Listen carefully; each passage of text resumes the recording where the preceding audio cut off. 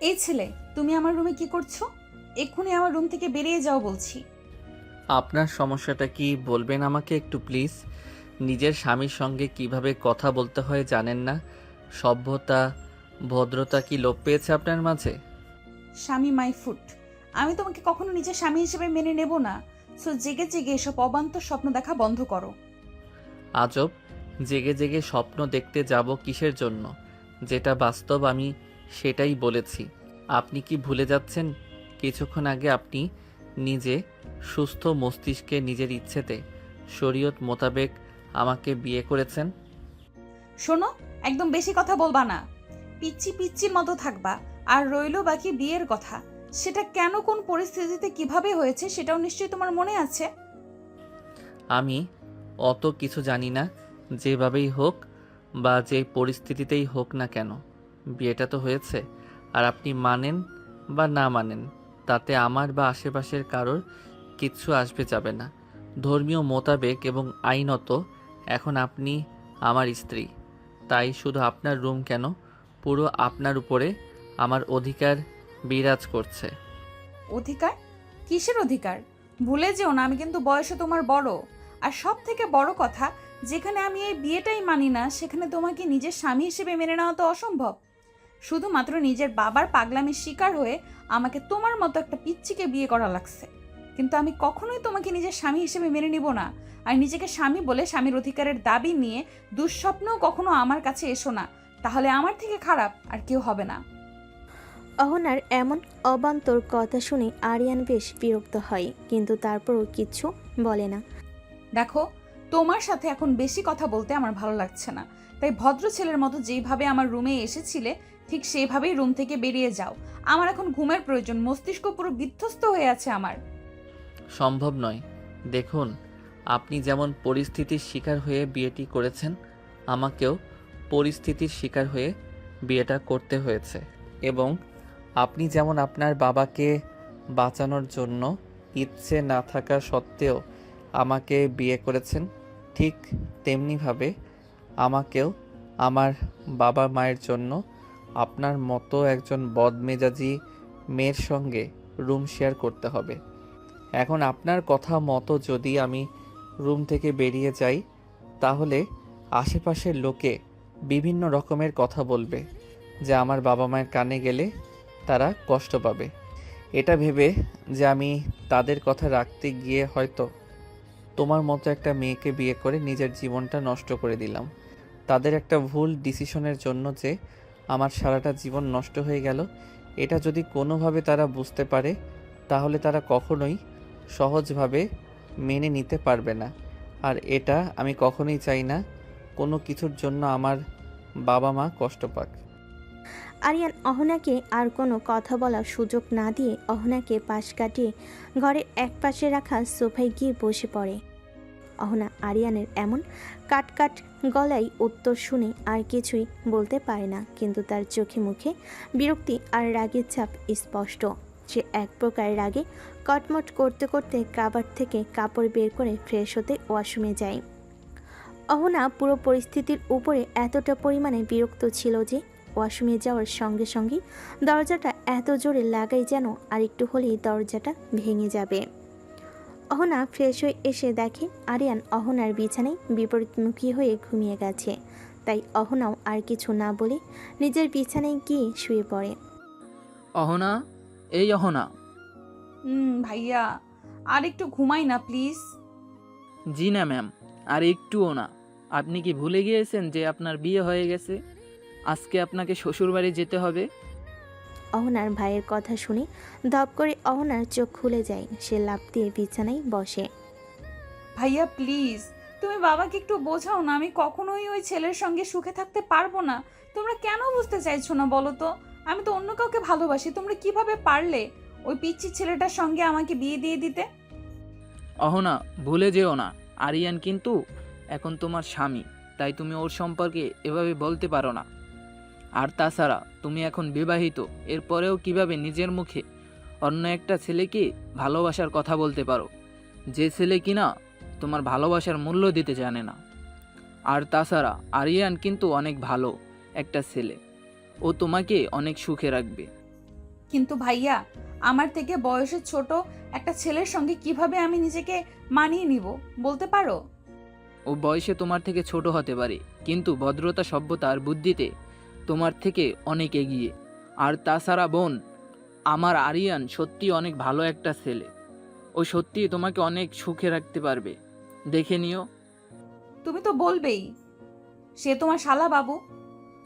সে আমার শালা হওয়ার আগেই তুমি আমার বোন। যাক, এখন ফ্রেশ হয়ে নিচে এসো, সবাই তোমার অপেক্ষায়। আমি নিশ্চয়ই তোমার ভবিষ্যৎ নিয়ে ছেলে খেলা করব না। আচ্ছা ঠিক আছে, তোমাকে এখন আমি আরিয়ানের বিষয়ে কিছুই বলবো না, কিন্তু তুমি নিজেই একদিন এসে বলবে আমরা তোমার জন্য যে সিদ্ধান্তটা নিয়েছি সেটা তোমার সিদ্ধান্তের থেকে কয়েক হাজার গুণ ভালো। কিন্তু ভাইয়া, আর কোনো কিন্তু নয়, দ্রুত উঠে ফ্রেশ হয়ে নিচে আসো, সবাই তোমার জন্য অপেক্ষা করছে। অহনার বড় ভাই আইমান অহনাকে আর কোনো কথা বলার সুযোগ না দিয়ে নিচে চলে যায়। অহনা হতাশ চোখে তার ভাইয়ের যাওয়ার দিকে চেয়ে রয়। অহনা ফ্রেশ হয়ে নিচে এসে দেখে তার বাবা, ভাই আরিয়ান এবং তার বাবা মায়ের সঙ্গে কথা বলছে। মাঝে মাঝে মৃদু হাসির শব্দ পাওয়া যাচ্ছে সেখান থেকে।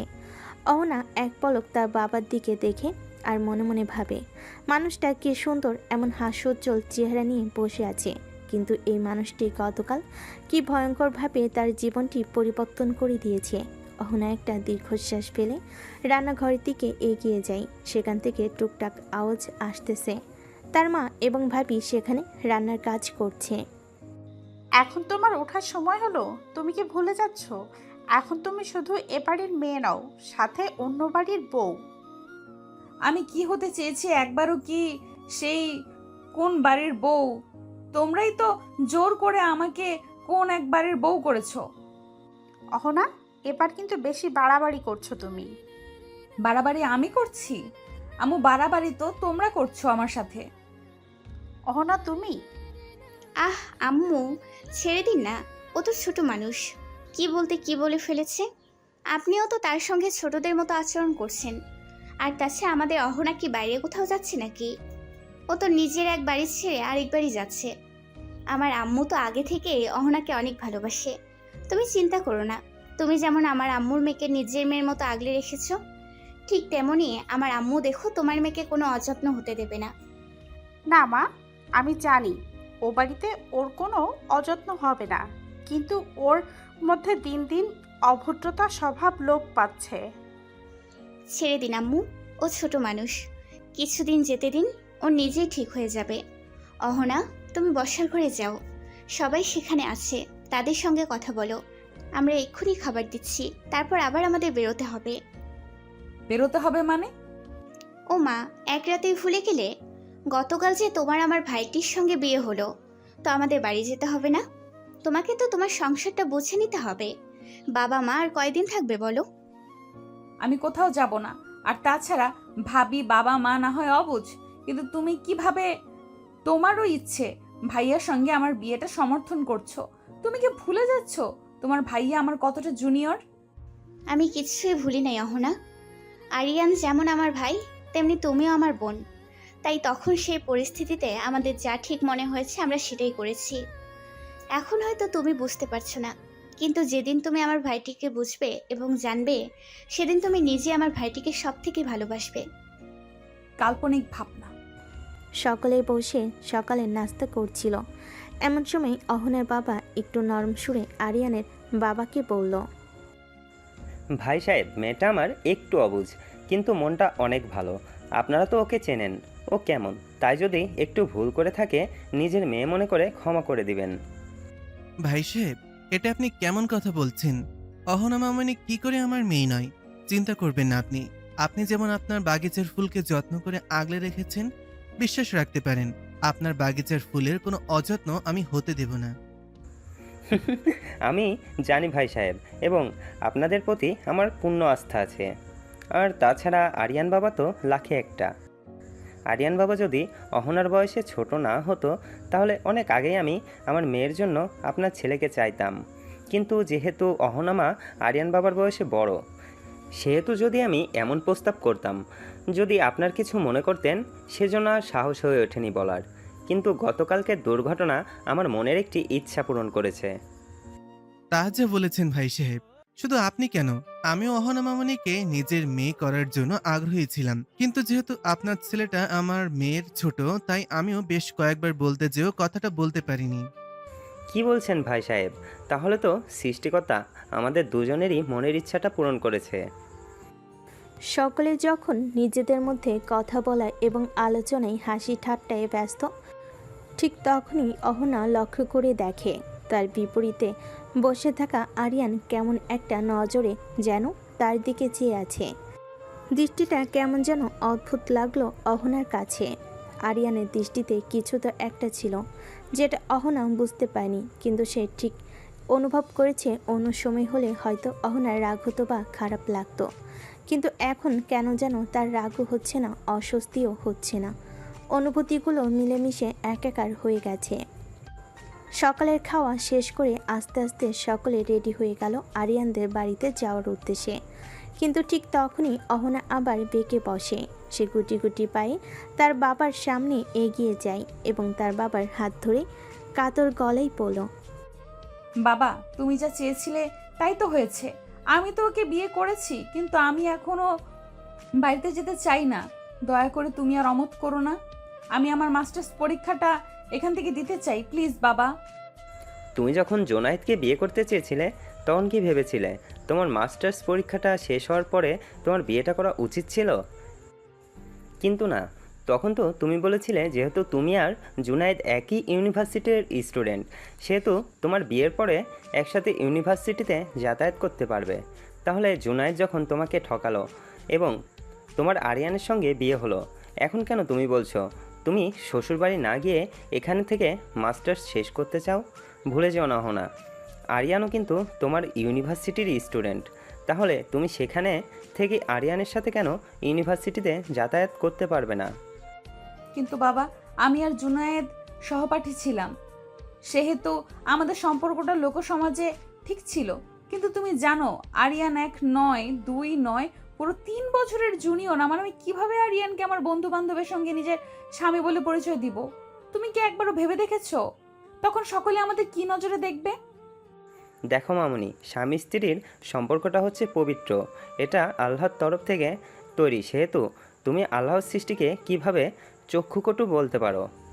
তোমার আর আরিয়ানের সম্পর্কটা যদি অবৈধ হতো, তাহলে নিশ্চয়ই সৃষ্টিকর্তা তোমাদেরকে একসাথেই বেঁধে দিত না। তোমার বাবা একদমই ঠিক বলেছে মামনি। আল্লাহর নির্দেশনাকে কখনো ছোট করে দেখবে না। তিনি নিশ্চয়ই উত্তম পরিকল্পনাকারী। তার পরিকল্পনা উত্তমের জন্যই তোমাকে আর আরিয়ানকে তিনি এক সুতোয় বেঁধে দিয়েছেন। এখন সেই সুতোকে আরও প্রগাঢ় এবং মজবুত করার দায়িত্ব তোমাদের দুজনের।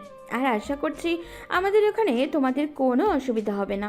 তুমিও তো আমার আরেকটা মেয়ে, অন্য সময় তো আমাকে ছেড়ে থাকতেই পারতে না। এখন শাশুড়ি বলে কি পর করে দিচ্ছ নাকি? অহনা এক চিলতে ফিসেল হেসে আরিয়ানের আম্মুকে হালকা জড়িয়ে ধরে বলল, পর আমি তোমাকে নয়, তুমি আমাকে করে দিচ্ছ আন্টি। তুমি তো আমাকে কখনো তুমি সম্বোধন করনি, তাহলে আজ কেন করতেছো? আমি তোমার বৌমা হই বলে এই সম্পর্ক তোমাকে আমার থেকে আলাদা করে দিবে? সে সম্পর্ক ভার বইব কিভাবে বলো তো? কেউ কাউকে পর করিনি। এখন তো মনে হচ্ছে আমি সকলের পর হয়ে গেছি। মামির সম্পর্ক আরো গাঢ় হয়েছে। এদিকে যে বাবাও দাঁড়িয়েছে, বাবাকে সবাই ভুলে গেছে। মেয়ে, তুমি সকলকে নিজের করলে, তবে আমাকে কেন দূরে ঠেলে দিলে? তোমাকে তো আমার আগে পৃথিবীতে আমি আসতে বলিনি, তাহলে কেন তুমি এলে? আর এলেই যখন, তবে কেন তুমি আমার মনে জায়গা করে নিলে? যখন জায়গা করে নিলে, তাহলে কেন এভাবে বিরহের ব্যথা দিচ্ছ বুকে? অহনার বাবা এবং আরিয়ানের বাবা দেশের নামকরা বিজনেসম্যানদের মধ্যে একজন। তাদের ব্যবসায়ী পণ্যের সক্ষতা সারা বিশ্বে ছড়িয়ে রয়েছে। দুজনে ব্যবসায়ী হওয়ায় তাদের মধ্যে খুব ভালো বন্ধুত্বের সম্পর্কের সাথে প্রতিদ্বন্দ্বিতাও ছিল বটে। মাঝে মাঝে দুজনে যখন কোনো বিজনেস মিটিংয়ে অ্যাটেন্ড করতেন, সেখান থেকে তাদের ভালো পরিচিতি বা নিজেদের মধ্যে ভালো সম্পর্ক। মাঝে মাঝে দুজনে যখন পরিবার নিয়ে কোনো ব্যবসায়ী পার্টি বা অনুষ্ঠানে যেতেন, সেখানে অহনার বড় ভাই আইমান এবং আরিয়ানের বড় বোন আরিয়া পরিচয় হয়। পরিচয় পাশাপাশি তারা জানতে পারে তারা দুজন একই ইউনিভার্সিটির ভিন্ন দুই ডিপার্টমেন্টের স্টুডেন্ট। এজন্য নিজেদের মধ্যে পরিচয় না থাকলেও বাবার সূত্রে তাদের মধ্যে ভালো পরিচিতি গড়ে ওঠে এবং আস্তে আস্তে এই পরিচিতি এবং বন্ধুত্ব প্রেমের সম্পর্কে সূত্রপাত করে। দুই পরিবার এই বিষয়টি জানতে পারে এবং তখন তারা হাসি মুখে বিষয়টি মেনে নেয় এবং তাদের সম্মতিতেই দুজনের বিয়ে দেয়। তারপর থেকে আরিয়ানের ও বোনের শ্বশুরবাড়িতে ঘন ঘনই আসা হতো, কারণ আরিয়ান ছোট কিন্তু সে তার আপুকে অনেক ভালোবাসতো। এজন্য আপুর সাথে হঠাৎ দূরত্ব সে মেনে নিতে পারে নাই, মন খারাপ করে থাকতো। এজন্য সে বারবার তার আপুর কাছে চলে আসতো এবং আরিয়াও তার ছোট ভাইকে আরিয়ানকে ভীষণ পছন্দ করত। তাই ভাই বোনের এই মিলন বন্ধন যেন মধুর। আরিয়ান যখন আরিয়ার বাড়িতে আসতো তখন অহনার সাথে তার দেখা হতো, কিন্তু তাদের মধ্যে তেমন খুব একটা ভালো সম্পর্ক কখনোই ছিল না। দুজনেই যেন দুই মেরুর। আরিয়ান যেমন শান্তশিষ্ট, অহনা ঠিক ততটাই ডানপিটে এবং দুষ্টু প্রকৃতি ছিল। সে সবসময় আরিয়ানকে বিরক্ত করত, পিচ্ছি পিচ্ছি বলে রাগানোর চেষ্টা করত, কিন্তু সে বারবার আরিয়ান কখনোই তার উস্কানিতে গা ভাসায়নি। সে সবসময় শান্ত এবং নীরব চোখে তা উপেক্ষা করত। অহনা চাইতো আরিয়ানকে বিরক্ত করতে, কিন্তু আরিয়ান বিরক্ত না হয়ে শান্ত থাকতো। এজন্য একসময় অহনা আরিয়ানকে বিরক্ত করা বন্ধ করে দেয়। যখন আরিয়ানকে বিরক্ত করা বন্ধ করে দেয় তখন আরিয়ানের বেশ খারাপ লাগতো। কেন যেন না তার অহনার শূন্যতা কাজ করত। অহনার বিরক্ত করাটা তার মধ্যে ভালো লাগাতো, কিন্তু সে কখনো প্রকাশ করতো না। যখন আরিয়ান আস্তে আস্তে বড় হলো তখন সে আরিয়ার বাড়িতে যাওয়া কমে আসলো দিন দিন। দিন দিন আরিয়ান যেন কেমন বদলে যাচ্ছিল। সে এখন আর আগের মতো কারোর সঙ্গে ঠিকঠাক কথা বলে না, বাইরে যায় না, সবসময় চুপচাপ থাকে, যেন নিজের মধ্যে বন্দি হয়ে গেছে। বারবার শুধু অহনাকে দেখতে ইচ্ছে করে, তার ছোট ছোট দুষ্টামিগুলো দেখতে মন চাই, কিন্তু এখন সে সেসব থেকে বঞ্চিত। একসময় আরিয়ান বুঝতে পারে অহনাকে ছাড়া সে বাঁচতে পারবে না। ওর হাসি, ওর রাগ, ওর উপস্থিতি সব কিছু তার ভালো থাকার জন্য দরকার, কিন্তু অহনা কি কখনো একবারও তাকিয়ে দেখেছে তার দিকে? আরিয়ানের জানা নেই। অহনা মাঝে মাঝে আরিয়ানদের বাড়িতে যেত।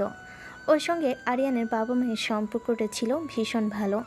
ওদের সঙ্গে গল্প করতো, হাসতো, রান্নাঘরে বসে চা খেত। দেখলে মনে হতো এ মেয়ে যেন বাইরে কেউ নয়, এই বাড়িরই একজন। আরিয়ান দূর থেকে সব কিছু দেখত, হাসতো, চুপি চুপি ভাবতো ও যদি জানতো আমি ওকেই নিজের মনে কত গভীরে রেখেছি। অহনা ওর বাবা মায়ের সঙ্গে মিলেমিশে থাকা দেখে আরিয়ান প্রশান্তি পেত, কারণ তার কাছে ওটাই ছিল শান্তির চিহ্ন। অহনা যেন সত্যি তার জীবনের অংশ হয়ে উঠেছে। আরিয়ান, কি এত আকাশ কুসুম ভাবছিস তুই? তোকে কতক্ষণ ধরে রাখছি, কানেই যাচ্ছে না? গাড়িতে বসে চিন্তার জগতে হারিয়েছিল আরিয়ান। আরিয়ার ডাকে চমকে উঠে বুঝলো কল্পনায় ডুবেছিল এতক্ষণ। চারপাশে কি হচ্ছে তার কোনো খেয়ালই ছিল না। না, কিছু না আপু, এমনি একটু ক্লান্ত লাগছিল। সত্যি করে বল তো ভাই, কেউ কি কিছু বলেছে তোকে? না তো, হঠাৎ এমন করে জিজ্ঞেস করছিস কেন? জানি না, তবে শোন, অহনা যতই রাগী হোক না কেন, তার মনটা ভীষণ নরম। যদি একবার কাউকে মনে জায়গা দেয় তাহলে সে জায়গা সারা জীবনের জন্য বন্দী হয়ে যায়। হয়তো এখন তোকে সে বুঝতে পারছে না, তোকে ঠান্ডা ব্যবহার করছে, কিন্তু ভাই একটু ধৈর্য ধর, ওরও সময় দরকার তোকে বোঝায়।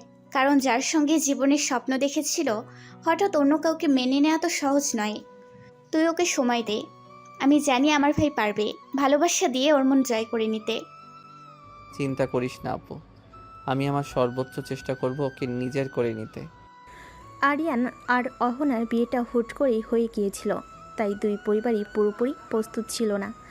আজ সকাল সকাল তারা রওনা হয়েছে আরিয়ানদের বাড়ির পথে। দুইটা গাড়ি, প্রথমটাই অহনার শ্বশুর শাশুড়ি আর দ্বিতীয়টাই অহনা, আইমান, আরিয়ান আর আরিয়া। আইমান গাড়ি চালাচ্ছে, পাশে আরিয়া, পেছনে ছিটে পাশাপাশি বসে আছে অহনা আর আরিয়ান। অহনা জানালা দিয়ে বাইরে তাকিয়ে, চোখে এক অদ্ভুত শান্ত ভাব। হালকা বাতাসে তার চুলগুলো উঠছে, মুখে একরাশ সরল মায়া, যেটা দেখে বহুবার আরিয়ান হার মেনেছে মনে মনে। আরিয়ান তাকিয়ে থাকে চুপচাপ গভীরভাবে। ভাবতে ভাবতে সে এতটাই হারিয়ে যায় যে আরিয়ার ডাকও কানে আসে না। হঠাৎ আরিয়া তাকে তার ধ্যান ভাঙিয়ে এবং সে আশেপাশে তাকিয়ে দেখে অহনা এতক্ষণ তার আর আরিয়ানের কথা শুনে আরিয়ানের দিকে শান্ত দৃষ্টিতে তাকায়। হঠাৎ অহনার এমন শামিত সরল দৃষ্টিতে আরিয়ান কিছুটা অবাক হয়। এরপরে পুরো রাস্তা আরিয়া এবং আইমান নিজেদের মধ্যে টুকটাক কথা বলেছে, কিন্তু আরিয়ান এবং অহনা একটি কথাও কেউ বলেনি। সকলে আরিয়ানদের পাশে আসার পর ভালোভাবে বাড়িতে গুছিয়ে আরিয়া এবং আইমান ফিরে আসে। সব কাজকাম সেরে রাতে খাবার খেয়ে যখন সবাই সবার রুমে ঘুমাতে যায় তখন বাদে আরেক বিপত্তি। এই পিচ্ছি, তুমি যে বিছানায় ঘুমাতে যাচ্ছ তাহলে আমি ঘুমাবো কোথায়? আরে কি আজব, আপনি কোথায় ঘুমাবেন আমি কি জানি। দেখো, আমি কখনো তোমার সঙ্গে বেড শেয়ার করতে পারবো না। দেখুন, আমি বিছানা ছাড়া ঘুমাতে পারি না, এজন্য গত রাতে ঠিক মতো ঘুমাতে পারিনি, যার জন্য এখন পর্যন্ত মাথা ব্যথা করছে। গতকালকে ওটা আপনার বাড়ি ছিল জন্য কোনো সিন ক্রিয়েট করিনি, কিন্তু এটা আমার বাড়ি, আমার ঘর, তাই আমি নিশ্চয়ই আপনার জন্য আমি আমার ঘরের নিচে ঘুমাতে পারবো না বা সোফায় ঘুমাতে পারবো। তার মানে তুমি আমাকে বিছানায় ঘুমাতে দিবে না? যদি আপনার অসুবিধা হয় তাহলে আপনি সোফায় ঘুমাতে পারেন। আমি আবার কখন বললাম আপনাকে বিছানায় ঘুমাতে দেব না?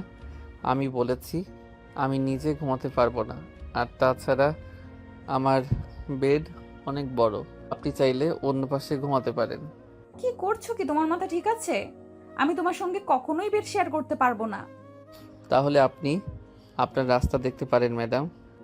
আরিয়ান কথা শেষ করে কমফোর্টার গায়ে জড়িয়ে আইস করে তার বিছানায় ঘুমিয়ে পড়ে। এদিকে অহনার আরিয়ানের এমন ডোন্ট কেয়ার ভাব দেখে বেশ বিরক্ত হয়। এরপর অহনা আর কোনো উপায় না পেয়ে আরিয়ানের পাশে ফাঁকা জায়গায় শুয়ে পড়ে। এটা লক্ষ্য করে আরিয়ান মুচকি হাসে আর মনে মনে বলে, চিন্তা করো না মেয়ে, ঠিক এইভাবেই আস্তে আস্তে তোমাকে নিজের আয়ত্তে নিয়ে আসবো। আর সেই দিন বেশি দূরে নেই, অনেক কষ্ট দিয়েছো আমাকে, নিজের থেকে দূরে রেখে অনেক জ্বালিয়েছো, আর নয় এই দূরত্ব আমি খুঁচিয়ে ছাড়বো, কথা দিলাম। এদিকে অহনা এক আকাশ সমান অস্বস্তি নিয়ে আরিয়ানের পাশে গুটিসুটি মেরে ঘুমিয়ে যায়। সকালবেলা যখন আরিয়ানের ঘুম ভাঙে তখন সে পাশে লক্ষ্য করে দেখে অহনা তার পাশে নেই। এরপর সে খুব ভালো করে আশপাশটা লক্ষ্য করে। এরপর দেখে ঘরে কোথাও নেই অহনা। হঠাৎ অহনাকে নিজের পাশে না পেয়ে হক চুকিয়ে যায়। এরপর ওয়াশরুম থেকে পানির আওয়াজ আসলে সে বুঝতে পারে অহনা ওয়াশরুমে আছে। এরপর সে কিছুটা শান্ত হয়। এদিকে অহনা সবেমাত্র গোসল শেষ করে ভেজা চুলটা টাওয়াল দিয়ে পেঁচিয়ে নিতে নিতে বাইরে এসে ড্রেসিংয়ের সামনে দাঁড়াতেই সামনে ড্রেসিংয়ের আয়না দিয়ে তার ঠিক পেছনে লক্ষ্য করে দেখে আরিয়ান কেমন সন্ধিয়ান দৃষ্টিতে তার দিকে চেয়ে আছে। আরিয়ানের এমন চাহনি দেখে অহনা কিঞ্চিত ভুরু কুঁচকে পিছন ফিরে আরিয়ানের দিকে তাকিয়ে অবাক ভঙ্গিমায় প্রশ্ন করে, এই পিচ্ছি, কি সমস্যা কি তোমার? কি দেখো এভাবে? আগে কি কখনো মেয়ে দেখো নাই নাকি? আর এভাবে নির্লজ্জের মতো সিনিয়র আপুর দিকে চেয়ে আছো কেন?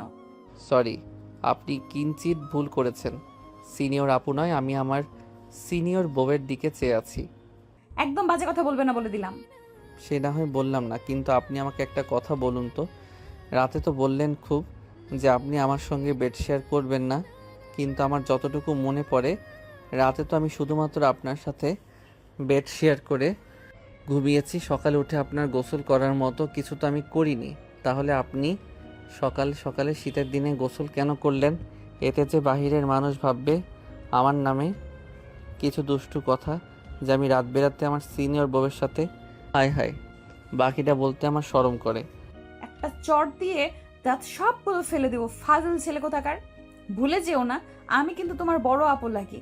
তো আমার সঙ্গে এমন বেহায়াপনা কথাবার্তা বললে একটা দাঁতও আর আস্ত থাকবে না। হাই, শুধু বলতে না আরও অনেক কিছুই করতে পারি। কখনো তো তোমাকে একটা কথাও বলতে শুনি নাই, যেন ভাজা মাছটা উল্টে খেতে জানে না, সব সময় চুপচাপ থাকতে। কিন্তু তোমার যে পেটে পেটে এত শয়তানি, তা তো এখন হাড়ে হাড়ে টের পাচ্ছি। আগে ছিলেন সিনিয়র আপু, তাই ভদ্রতা দেখিয়েছি, কিন্তু এখন তো আপনি সিনিয়র বউ, এখন ভদ্রতা দেখালে জীবনে বাপ ডাক শুনতে পারবো না। সরি, এটা করতে পারবো না আমি। গুণীজনেরা বলেছেন জীবনে উন্নতি করতে হলে তাড়াতাড়ি বাপ ডাক শুনতে হইবে, বুঝিতে পারিয়াছেন? ছি করার কি ছিরি? অহনা আরিয়ানের এমন উদ্ভট কথা শুনে চোখ মুখ খিচে বন্ধ করে বিরক্ত প্রকাশ করে। কিন্তু আরিয়ান অহনার এই কোঁচকানো চেহারা দেখে থমকে যায় কিছু সময়ের জন্য। তার কল্পনার নারী, তার মনের রানী, তার সামনে এমন স্নিগ্ধ রূপে এই বিষয়টা যেন আরিয়ানকে এক বিশাল ঘোরে নিয়ে যাওয়ার জন্য যথেষ্ট। অহনার ভেজা চুল থেকে ঝরতে থাকা মুক্ত দানার মতো পানির ফোঁটা কপাল বেয়ে বুক বারবার নেমে আসছিল। সেখান থেকে নেমে তার গলা পেয়ে যত নিচে নামছিল, আরিয়ান আরও বেশি ঘরের মধ্যে চলে যাচ্ছিল। সে তার নিয়ন্ত্রণ হারিয়ে বিছানা থেকে উঠে দাঁড়ায় এবং আস্তে আস্তে অহনার দিকে এগিয়ে যেতে থাকে।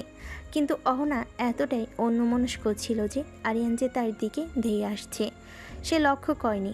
যখন সে লক্ষ্য করলো তখন আরিয়ান অহনার কাছে চলে গিয়েছিল। অহনা যখনই আরিয়ানকে কিছু বলতে যাবে তার আগে আরিয়ান ঘটিয়ে ফেলে একটি অঘটন। হুট করেই অহনার কোমর জড়িয়ে তাকে নিজের কাছে নিয়ে আসে এবং তার বাম হাত অহনার ডান গালে স্পর্শ করে। সাথে সাথেই অহনা শিউরে ওঠে। সে কখনোই আরিয়ানের এতটা কাছে আসেনি এবং আরিয়ান এতটা কাছে চলে আসে সে কী করবে কিছু বুঝতে পারছিল না, বেশ অপ্রস্তুত হয়ে পড়ে। আর আরিয়ান অহনাকে কিছু বলার সুযোগ না দিয়েই অহনার ভেজা গলায় নিজের মুখ ডুবিয়ে নাক দিয়ে মুক্তদানার পানিটা শুষে শুষে নিতে থাকে।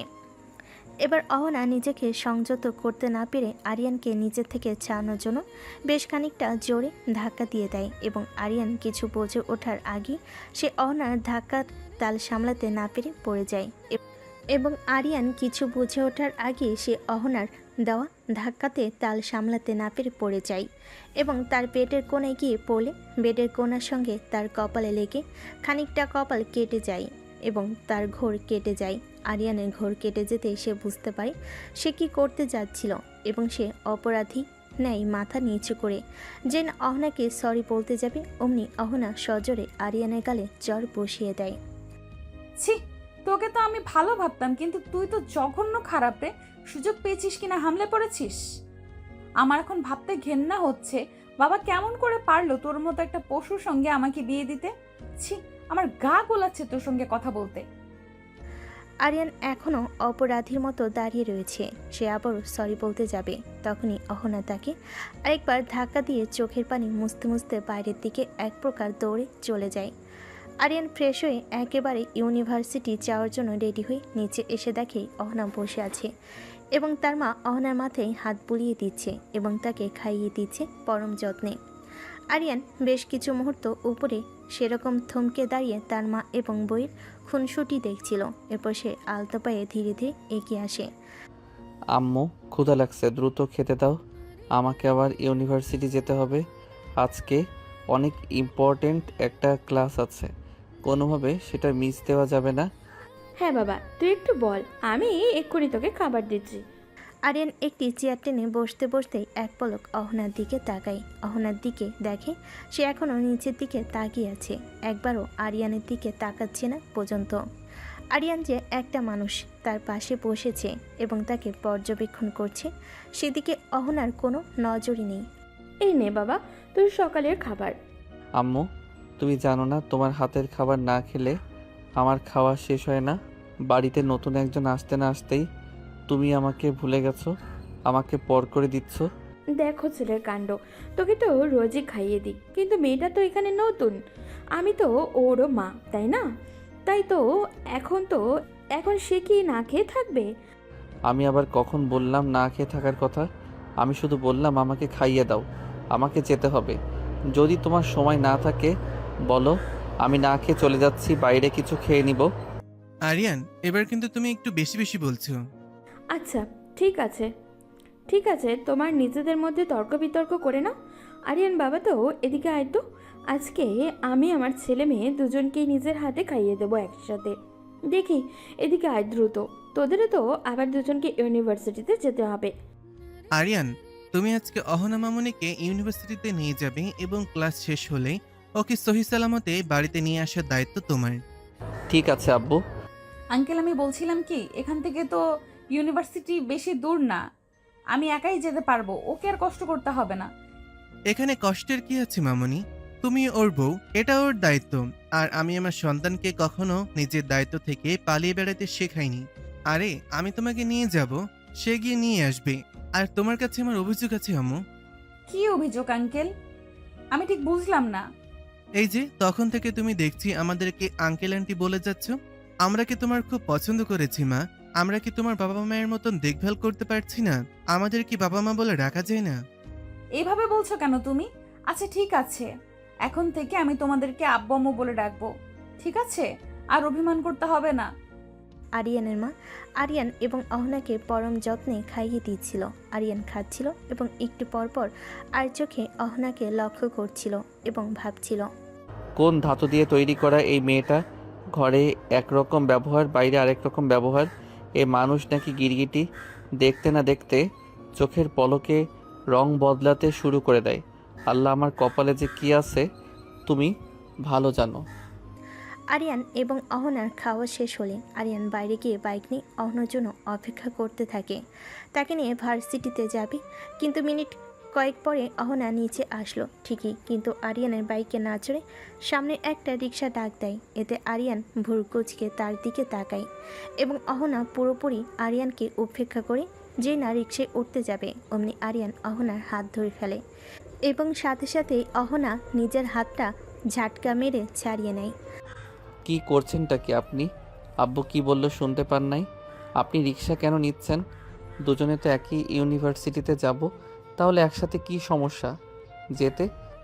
আমি কখনোই তোর মতো একটা ছোট মানসিকতার মানুষের সঙ্গে যেতে পারবো না। কে বলতে পারে ইউনিভার্সিটিতে নিয়ে যাওয়ার নাম করে আবার উল্টাপাল্টা কোথাও নিয়ে গেলি আমার কোনো ক্ষতি করার জন্য? তোকে দিয়ে বিশ্বাস আছে? আরিয়ান এবার অহনার কথাই বেশ কষ্ট পায়, কিন্তু সে তা মুখে প্রকাশ করে না। সে বুঝতে পারে অহনা এখনও আরিয়ানের উপরে অভিমান করে আছে, তাই সে তার কথা না বাড়িয়ে অহনাকে নরম গলায় বলল, দেখুন, সকালে যেটা হয়েছে সেটা পুরোটাই দুর্ঘটনাবশত হয়ে গেছে এবং তার জন্য আমি অনুতপ্ত। আমি আপনার কাছে ক্ষমা চাইছি। প্লিজ আমাকে ক্ষমা করে দিন। দুর্ঘটনা? কোনটা দুর্ঘটনার কথা বলছিস তুই? দেখুন, কখন কি কিভাবে কেন হয়েছে সেটা এখন বোঝার মতো পরিস্থিতিতে আপনি নেই এবং আমি আপনাকে বোঝানো আপনি সেটা বুঝবেন না, তাই আমি আপনাকে জোর করব না। শুধু এইটুকুই বলবো, যা হয়েছে সেটা সত্যি আমি উদ্দেশ্যপ্রবণ হয়ে করিনি, ভুলবশত হয়ে গেছে। তার জন্য আমি ভীষণ দুঃখিত এবং আমি আপনাকে কথা দিচ্ছি এমন ভুল আর দ্বিতীয়বার হবে না। তোকে বিশ্বাস করব কিভাবে? কিছুই করার নেই, আপনাকে বিশ্বাস করতে হবে। এরপর অনেক বুঝিয়ে আরিয়ান অহনাকে নিয়ে ইউনিভার্সিটিতে যায়। তারা যখন ইউনিভার্সিটির গেট দিয়ে প্রবেশ করছিল, তখন সবাই কেমন যেন অদ্ভুত দৃষ্টিতে তাদের দিকে তাকিয়েছিল। বিষয়টা অহনা লক্ষ্য করে, বেশ অপ্রস্তুত এবং বিব্রত হয়। আরিয়ানের এতে কোনো মাথা ব্যথা নেই, সে তো তার প্রেয়সীকে নিয়ে এসেছে এবং এতে লোকে কে কী ভাবলো তাতে তার কিছু যায় আসে না। এরপর আরিয়ান অহনাকে অহনার ডিপার্টমেন্টের কাছে নামিয়ে দিয়ে অহনাকে ছুটির পরে তার জন্য অপেক্ষা করতে বলে সে তার ডিপার্টমেন্টের দিকে চলে যায়। এদিকে আরিয়ানকে নিয়ে ইউনিভার্সিটিতে প্রবেশ করতে দেখে আরিয়ানের বন্ধুমহল বেশ অবাক এবং সন্দিহান নজরে তার দিকে তাকিয়েছিল। আরিয়ান যখন দেয়ার ইজে গাড়ি পার্ক করে তার বন্ধু মহলের দিকে এগিয়ে আসছিল, তখন তারা খুব উৎসাহ নিয়ে বলে উঠল, কি মামা, কি চলছে এসব? হ্যাঁ, রহস্যের গন্ধ পাচ্ছি যে। আরে না মামা, কি যে বলিস না। তোরা চলবো কেন রে? দৌড়াচ্ছে তো যে। আরিয়ান কথাগুলো মজার ছলে বলল। আরিয়ানের প্রিয় বন্ধু ইমন এখনও প্রচুর সন্দেহ নিয়ে আরিয়ানের দিকে তাকিয়ে আছে। এরপর তারা নিজেদের ক্লাসের দিকে অগ্রসর হয়, কারণ দূর থেকে তারা তাদের লেকচারালকে আসতে দেখছিল তাদের ক্লাসের দিকে। এদিকে অহনাকে যখন আরিয়ান নামিয়ে দিয়ে যায়, তখন তার বন্ধু বান্ধবীরা দেখে এগিয়ে আসে এবং তাকে প্রশ্ন করে, কিরে অহনা, এতদিন কোথায় গিয়েছিলে? আরে হিরোটা কে যে এমন ড্রেসিং একটা পার্সোনালিটি নিয়ে তোকে নিয়ে এলো? সামথিং তাই না? কি চলছে কি তাই বল। আর জুনায়েদ ভাইয়া কই, সে কি দেখেছে তুই অন্য এক ছেলের সঙ্গে এত ক্লোজলি বসে ইউনিভার্সিটি আসছিস? অহনা প্রথম থেকে স্বাভাবিক থাকলেও পরবর্তীতে যখন সকলে তার সামনে হুট করে জুনায়েদের প্রশ্ন করে তখন তার মুখের রং পরিবর্তন হয় এবং সেই মুখে বেশ বিরক্ত এবং রাগ নিয়ে বলে, তোদের কি এইসব আজাইরা কথাবার্তা ছাড়া আর কোনো কথা থাকে না? কাজকাম নাই নাকি?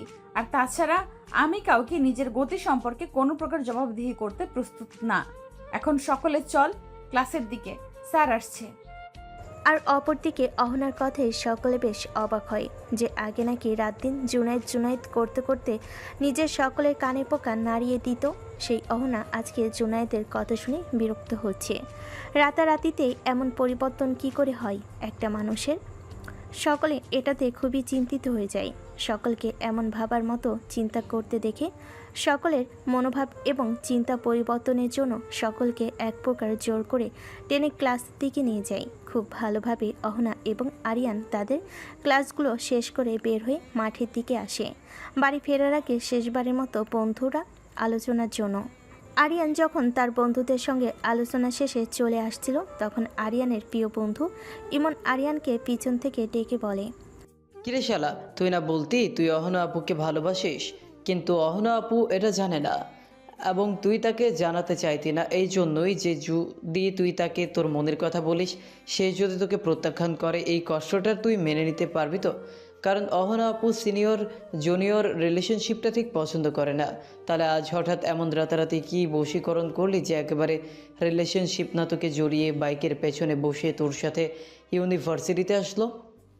ম্যাজিক বন্ধু ম্যাজিক, তোমরা তাহা বুঝিবে না। এই ম্যাজিশিয়ান আরিয়ানের কামাল। ঢং বাদ দিয়ে বল কাহিনীকে। চলো ক্যান্টিনের দিকে যাই, সারাদিন ক্লাস করে ক্ষুধা লেগেছে। আগে কিছু খাই, তারপরে তোকে বলবো রহস্যের কথা। সে না হয় যাওয়া যাবে, আগে বল তোর রহস্যের মূল কি? বন্ধু, আমি তো বিয়ে করে ফেলছি। চুপ কর, ঢং বাদ দিয়ে বল আসল কাহিনী। ঢং না দোস্ত, সত্যি বলছি আমি বিয়ে করেছি। কি বলিস শালা, দাওয়াত না দিয়ে বিয়ে করবি? আর কাকে বিয়ে করলে? আর সব থেকে বড় কথা, তুই যদি বিয়ে করে থাকিস তাহলে অহনা আপু তোর সাথে কি করে? এটা কি তোর বউ জানে? দুঃশালা, বউ না জানলে বউকে নিয়ে আসলাম কিভাবে ইউনিভার্সিটিতে? তুই কি বলতে চাচ্ছিসটা কি? সব কিছু আমার মাথার ওপর দিয়ে যাচ্ছে। এত রহস্য না রেখে কি করে, কবে বিয়ে করেছিস, কাকে বিয়ে করেছিস?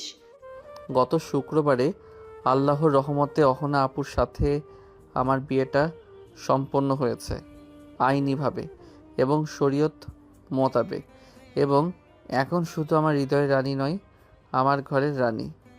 তোর মাথা ঠিক আছে? কি বলছিসটা কি তুই? তুই নাকি কিছুদিন আগে বললি অহনা আপু জুনায়েদ ভাইকে ভালোবাসে, তাকে বিয়ে করার জন্য বাড়িতে বলেছেন, এবং গত শুক্রবারে না জুনায়েদ ভাই এবং অহনা আপুর বিয়ে ছিল, আর তুই সেই জন্য দেবদাস হয়ে ঘুরে বেড়ালি। তাহলে হঠাৎ করে কি এমন হলো যার জন্য সরাসরি তোর সাথে বিয়ে হয়ে গেল? তাহলে আপুর কেমন জাদু করেছিলি যে সে জুনায়েদ ভাইকে রেখে তোকে বিয়ে করলো? আরে আর বলিস না, জুনায়েদ ভাই তো ছিল এক নম্বরে একটা প্লে বয়, সেটা অহনা বুঝতে পারেনি এবং তার ফাঁদে পা দিয়েছে। সে অহনার সঙ্গে ভালোবাসার অভিনয় করেছিল এবং অবুঝ অহনা সেটা বুঝতে পারে না।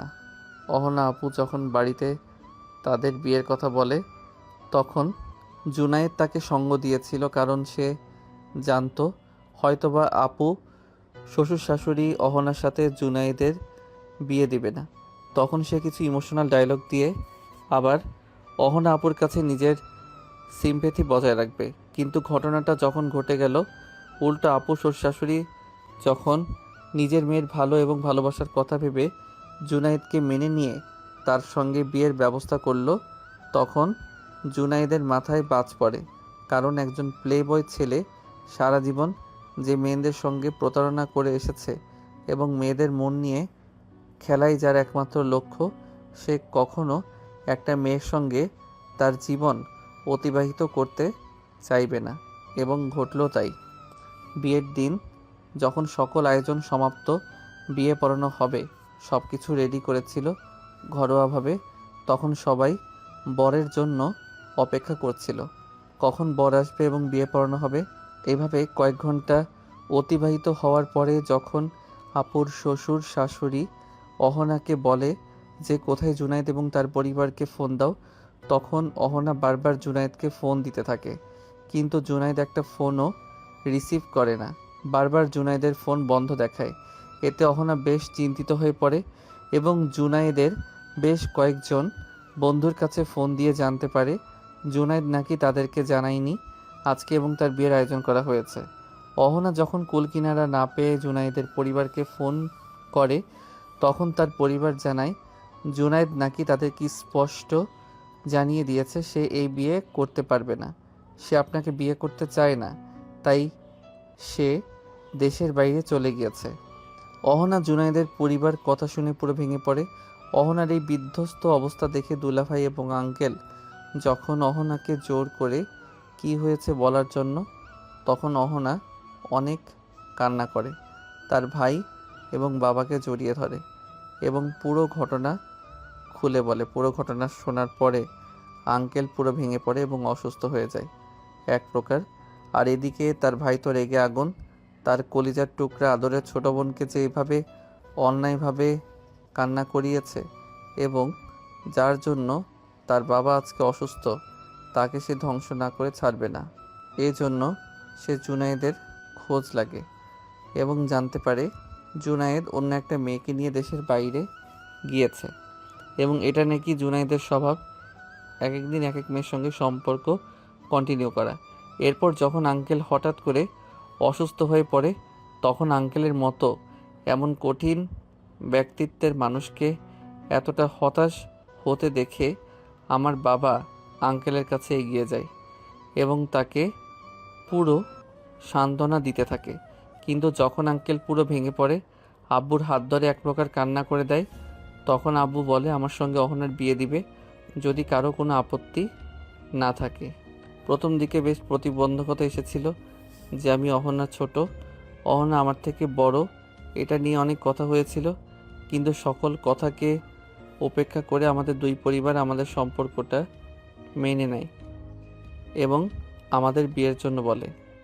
ইমন এতক্ষণ খুব ধৈর্য সহকারে এবং মনোযোগ সহকারে আরিয়ানের সমস্ত কথা শুনছিল এবং তার সমস্ত কথা শোনার পরে সে বিস্ময় পুরো অবাক হয়ে আরিয়ানের দিকে তাকায় এবং বোকা স্বরে বলল, অহনা আপু রাজি হলো তোকে বিয়ে করতে? সে কি আর সহজে রাজি হয় রে বন্ধু?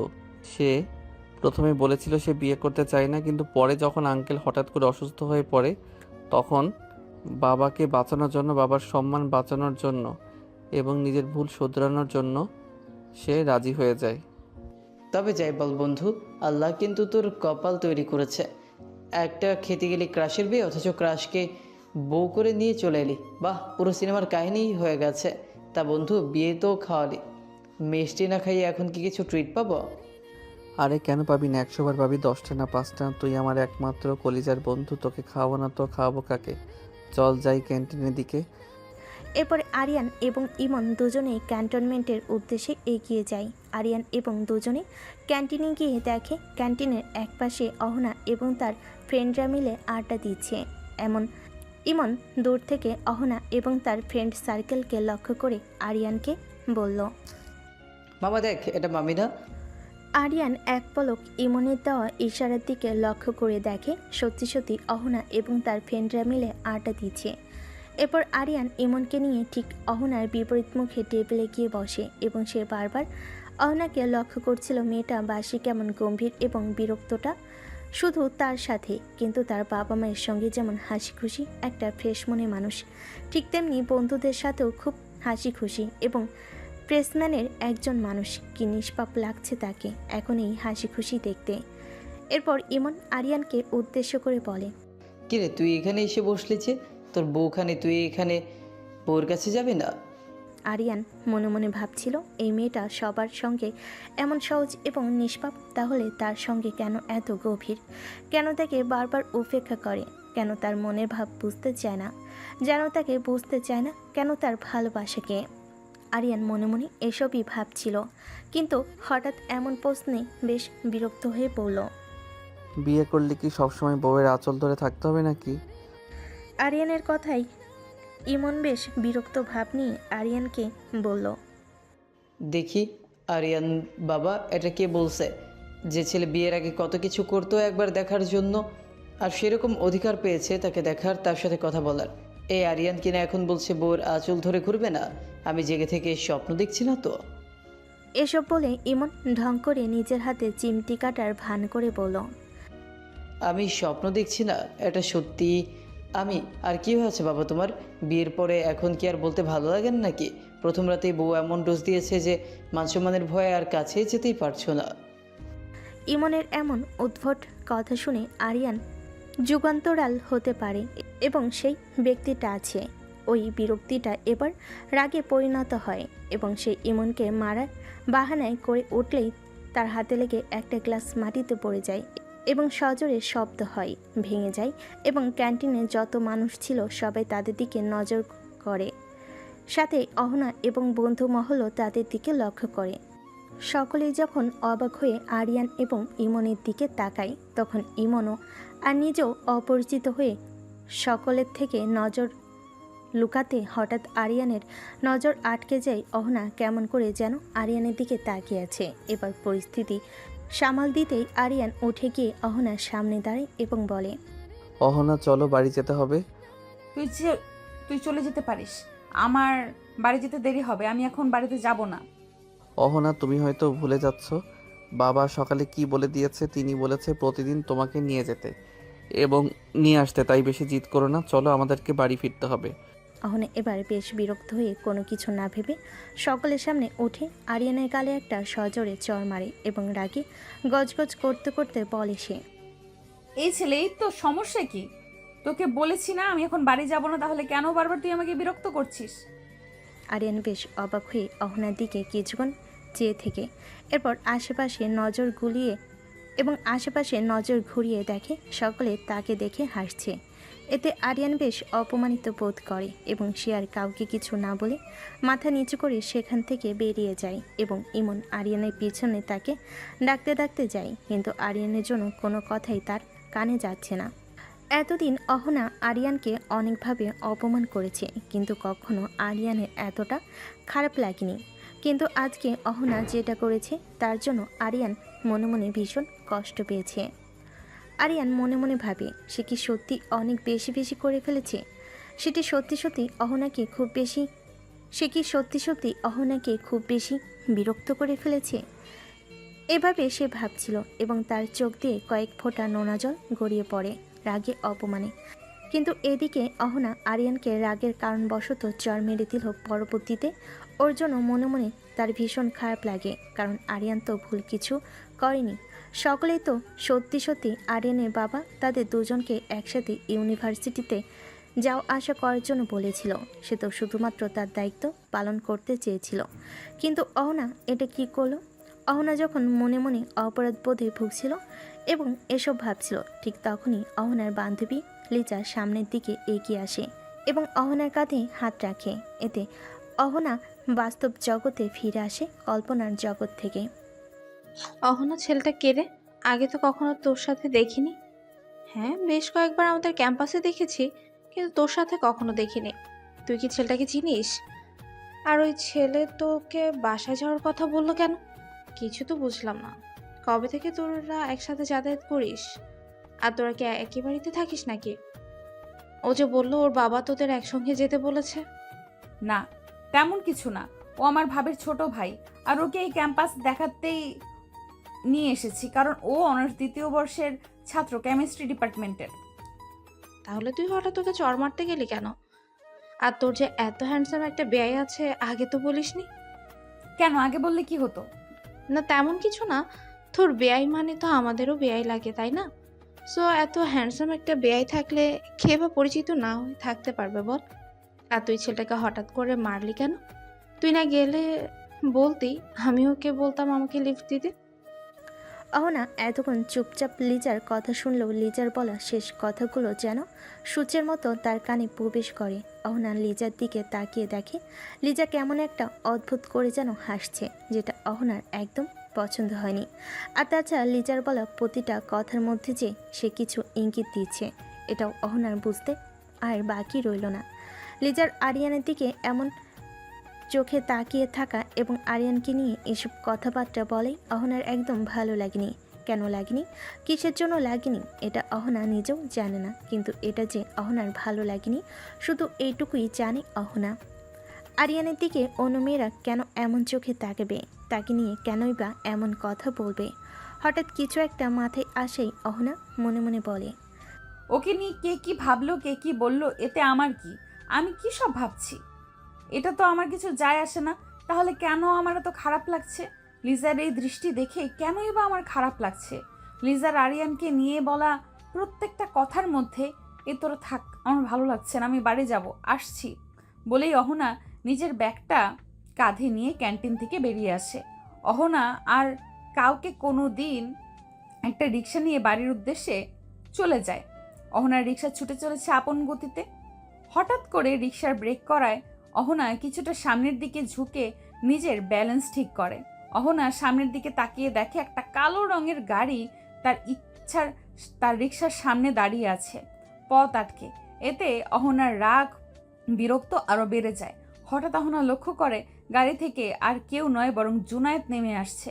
হঠাৎ জুনায়েদকে নিজের পথ আটকে দাঁড়িয়ে থাকতে দেখে অহনার রাগের মাত্রা যেন আরও কয়েক শত গুণ বেড়ে যায়। অহনাকে কিছু বলতে যাবে তার আগে হঠাৎ করে জুনায়েদ এসে অহনাকে কিছু বলতে না দিয়ে অহনার হাত ধরে বলে, চলো অহনা। কি করছেনটা কি? আপনি আমার হাত ধরেছেন কেন? হাত ছাড়ুন বলছি। দেখো অহনা, আমি তোমাকে সবকিছু বুঝিয়ে বলছি। আসলে সেদিন যখন আমি এবং বাবা মা তোমাদের বাড়িতে যাওয়ার উদ্দেশ্যে বের হব, এমন সময় আমার বাবার ফোনে একটা কল আসে। আসলে কলটা ছিল আমার বাবার বিজনেস পারুলার ইয়াকুব আঙ্কেলের। তিনি হঠাৎ করে বাবাকে ফোন দিয়ে বলে বাবার সিলেটের ব্যবসায় কিছু গরমিল দেখা দিচ্ছে। এটা যদি এখন এই মুহূর্তে প্রতিরোধ করা না হয় তাহলে বাবার বিজনেসে অনেক বড় একটা ক্ষতি হয়ে যাবে। হঠাৎ এমন একটা খবরে বাবা নিজেও বেশ ভেঙে পড়ে এবং অসুস্থ হয়ে পড়ে। বাবা যখন সিলেট যেতে চায় তখন আমি এবং আম্মু বাবাকে বাধা দিই। এতে বাবা আমাকে বলেন আমি যদি তাকে সুস্থ দেখতে চাই তাহলে যেন যখন সেই মুহূর্তে সিলেটের উদ্দেশ্যে রওনা দিই এবং অফিসে কি সমস্যা হচ্ছে সেটা সমাধানের পর্যাপ্ত ব্যবস্থা গ্রহণ করি। এখন তুমিই বলো, তখন আমি কি করতাম? নিজের বাবাকে নিজের সামনে মরে যেতে দেখতাম, নাকি ছেলে হিসেবে নিজের দায়িত্ব পালন করতে সিলেটে যেতাম? তখন আমার কাছে বিয়ে করতে যাওয়ার থেকে বেশি আমার বাবার জীবন বাঁচানোটা গুরুত্বপূর্ণ মনে হয়েছিল। এজন্য আমি কোনো কিছু না ভেবে সিলেটে চলে যাই। ঘটনাটা এত তাড়াতাড়ি ঘটেছিল যে আমি তোমার সঙ্গে সবকিছু শেয়ার করব এই সময়টুকু আমি পাইনি। দুদিন পরে যখন সকল সমস্যার সমাধান করে ফিরে আসব তখন আমার মনে হলো আমি তোমার সাথে অন্যায় করে ফেলেছি। নিজের ব্যস্ততার জন্য তোমার সঙ্গে যোগাযোগ করতে না পারলেও আমার অন্তত তোমাকে বলে যাওয়াটা উচিত ছিল, কিন্তু আমি সেটা করতে বাধ্য হয়েছি। তুমি দয়া করে আমাকে ক্ষমা করে দাও। দেখা হলে আমি তোমাকে ছাড়া বাঁচব না, তাই প্লিজ আমাকে ক্ষমা করে দাও। তুমি যদি চাও তাহলে আজকে আমরা বিয়ে করতে পারি, এতে আমার এখন আর কোনো আপত্তি নেই। প্লিজ অহনা, প্লিজ আমাকে ফিরিয়ে দিও না সোনা। আমি তোমাকে সত্যি ভীষণ ভালোবাসি এবং আমি জানি তুমিও আমাকে তার থেকেও অনেক বেশি ভালোবাসো। কে আপনি? আমি কি আপনাকে চিনি? আর কয়া নেই বলা নেই, হঠাৎ করে আপনি আমার হাত ধরছেন কেন? হাত ছেড়ে দিন বলছি, না হলে আমার থেকে খারাপ আর কেউ হবে না। প্লিজ সোনা, এমন করে না। লক্ষ্মীটি আমার, কথাটা শোনো। আমি সত্যি বলছি তোমাকে ছাড়া আমি বাঁচব না। তাহলে মরে যান, বেঁচে আছেন কেন? তুমি কি সত্যি চাও আমি মরে যাই? দেখুন মিস্টার জুনায়েদ, আপনি কি করেছেন, কেন করেছেন এবং কোন পরিস্থিতিতে করেছেন সেটার এখন আর কোনো মূল্যই নেই। তাই দয়া করে আমার পথ ছাড়ুন আর আমাকে যেতে দিন। বাড়িতে আমার শ্বশুর শাশুড়ি আমার জন্য অপেক্ষা করছে। তুমি এতটা নির্দয় হতে পারো না ওখানে। দেখুন আমি কি পারি আর না পারি আমি সেই হিসাব এখন বসে নেই। দয়া করে পথ ছাড়ুন। কথাটি বলেই জেনা অহনা জুনায়েদকে পাশ কাটিয়ে চলে যেতে নিবে। হঠাৎ করে জুনায়েদ অহনার হাত চেপে ধরে এবং এতটা জোরে ধরে যে অহনা ব্যথায় মৃদু শব্দ করে ওঠে, কিন্তু এতে জুনায়েদের যেন কোনো হেলদোল নেই। সে তার নিজের হাতের বাঁধন আরও শক্ত করে এবং এক টান দিয়ে অহনাকে নিজের সামনে এনে দাঁড় করে এবং রাগে দাঁতে দাঁত চিপে বলে, এতবার করে বলছি কথা কানে যাচ্ছে না? তুই নিজেকে কি মনে করিস? হ্যাঁ, তোর মতো হাজার হাজার মেয়ে এই জুলাইদের বিছানায় আসার জন্য মরিয়া হয়ে থাকে। কিন্তু তুই একমাত্র মেয়ে যে এখন পর্যন্ত জুনায়েদকে ব্যবহার করে গিয়েছিস। তোকে এখন পর্যন্ত একবারও আমি আমার বিছানায় নিতে পারিনি। ভেবেছিলাম বিয়ে না, বউ নাটকের মাধ্যমে তোকে নিজের বিছানা পর্যন্ত নিয়ে গিয়ে ব্যবহার করব। কিন্তু তোর ভাগ্যজনকভাবে সেদিনই আমার বাবার বন্ধুর মেয়ে প্রিয়া দেশে আসে এবং তার হট অ্যান্ড সেক্সি কিভাবে এর উপর আমার নজর আটকে যায় এবং তাকে একদিনের জন্য হলেও নিজের বিছানায় পাওয়ার লালসা জাগে মনে। তাই অনেক কষ্ট করে প্রিয়াকে বুঝিয়ে দেশের বাইরে নিয়ে যাই এবং ওকে নিজের বিছানা পর্যন্ত নিয়ে আসি।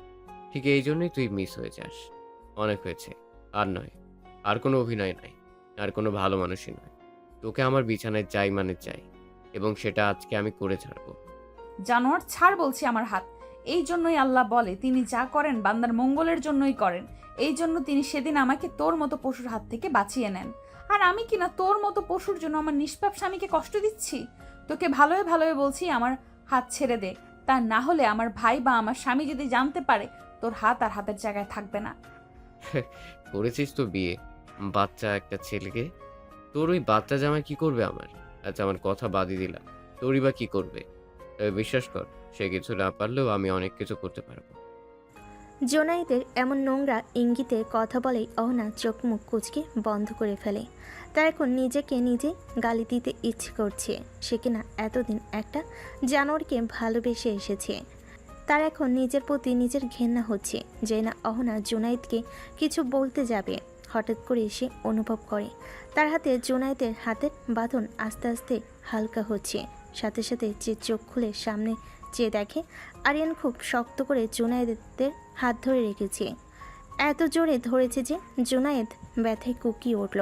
হঠাৎ অহনা লক্ষ্য করে দেখল আরিয়ানের চোখ মুখ লাল হয়ে আছে, যেন জ্বলন্ত আগ্নেয় লাভা। আরিয়ান খুব শক্ত করে জোনায়েদের হাত মুচকে পিছনে ধরে, দাঁতে দাঁত চেপে বলে, কুত্তার বাচ্চা, তোর এত বড় সাহস! তুই আমার বউকে বাজে ভাষা এবং বাজে ইঙ্গিতে কথা বলিস। তোর সেই কলিজা আমি টান দিয়ে ছিঁড়ে ফেলবো, যে কলিজা এত বড় সাহস দেখিয়েছে। আরিয়ান, ছেড়ে দে বলছি, ভালো হবে না কিন্তু। আমার বাবা যদি একবার জানতে পারে তুই আমার শরীরে আঘাত করেছিস, তোর বংশ পুরো নির্বংশ করে দিবে আমার বাবা। তোর বাবা আমার বংশকে নির্বংশ করব, আগে নিজের বংশধরকে আমার হাত থেকে বাঁচিয়ে নে।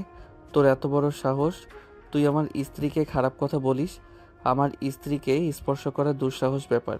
আজকে তোর জীবনের অন্তিম দিন। এই কথা বলে আরিয়ান এলো পাথারে মারতে থাকে জুনায়েদকে। নাকে মুখে এত ঘুষি মারে এবং পেটে পিঠে একের পর এক লাথি দিতে থাকে।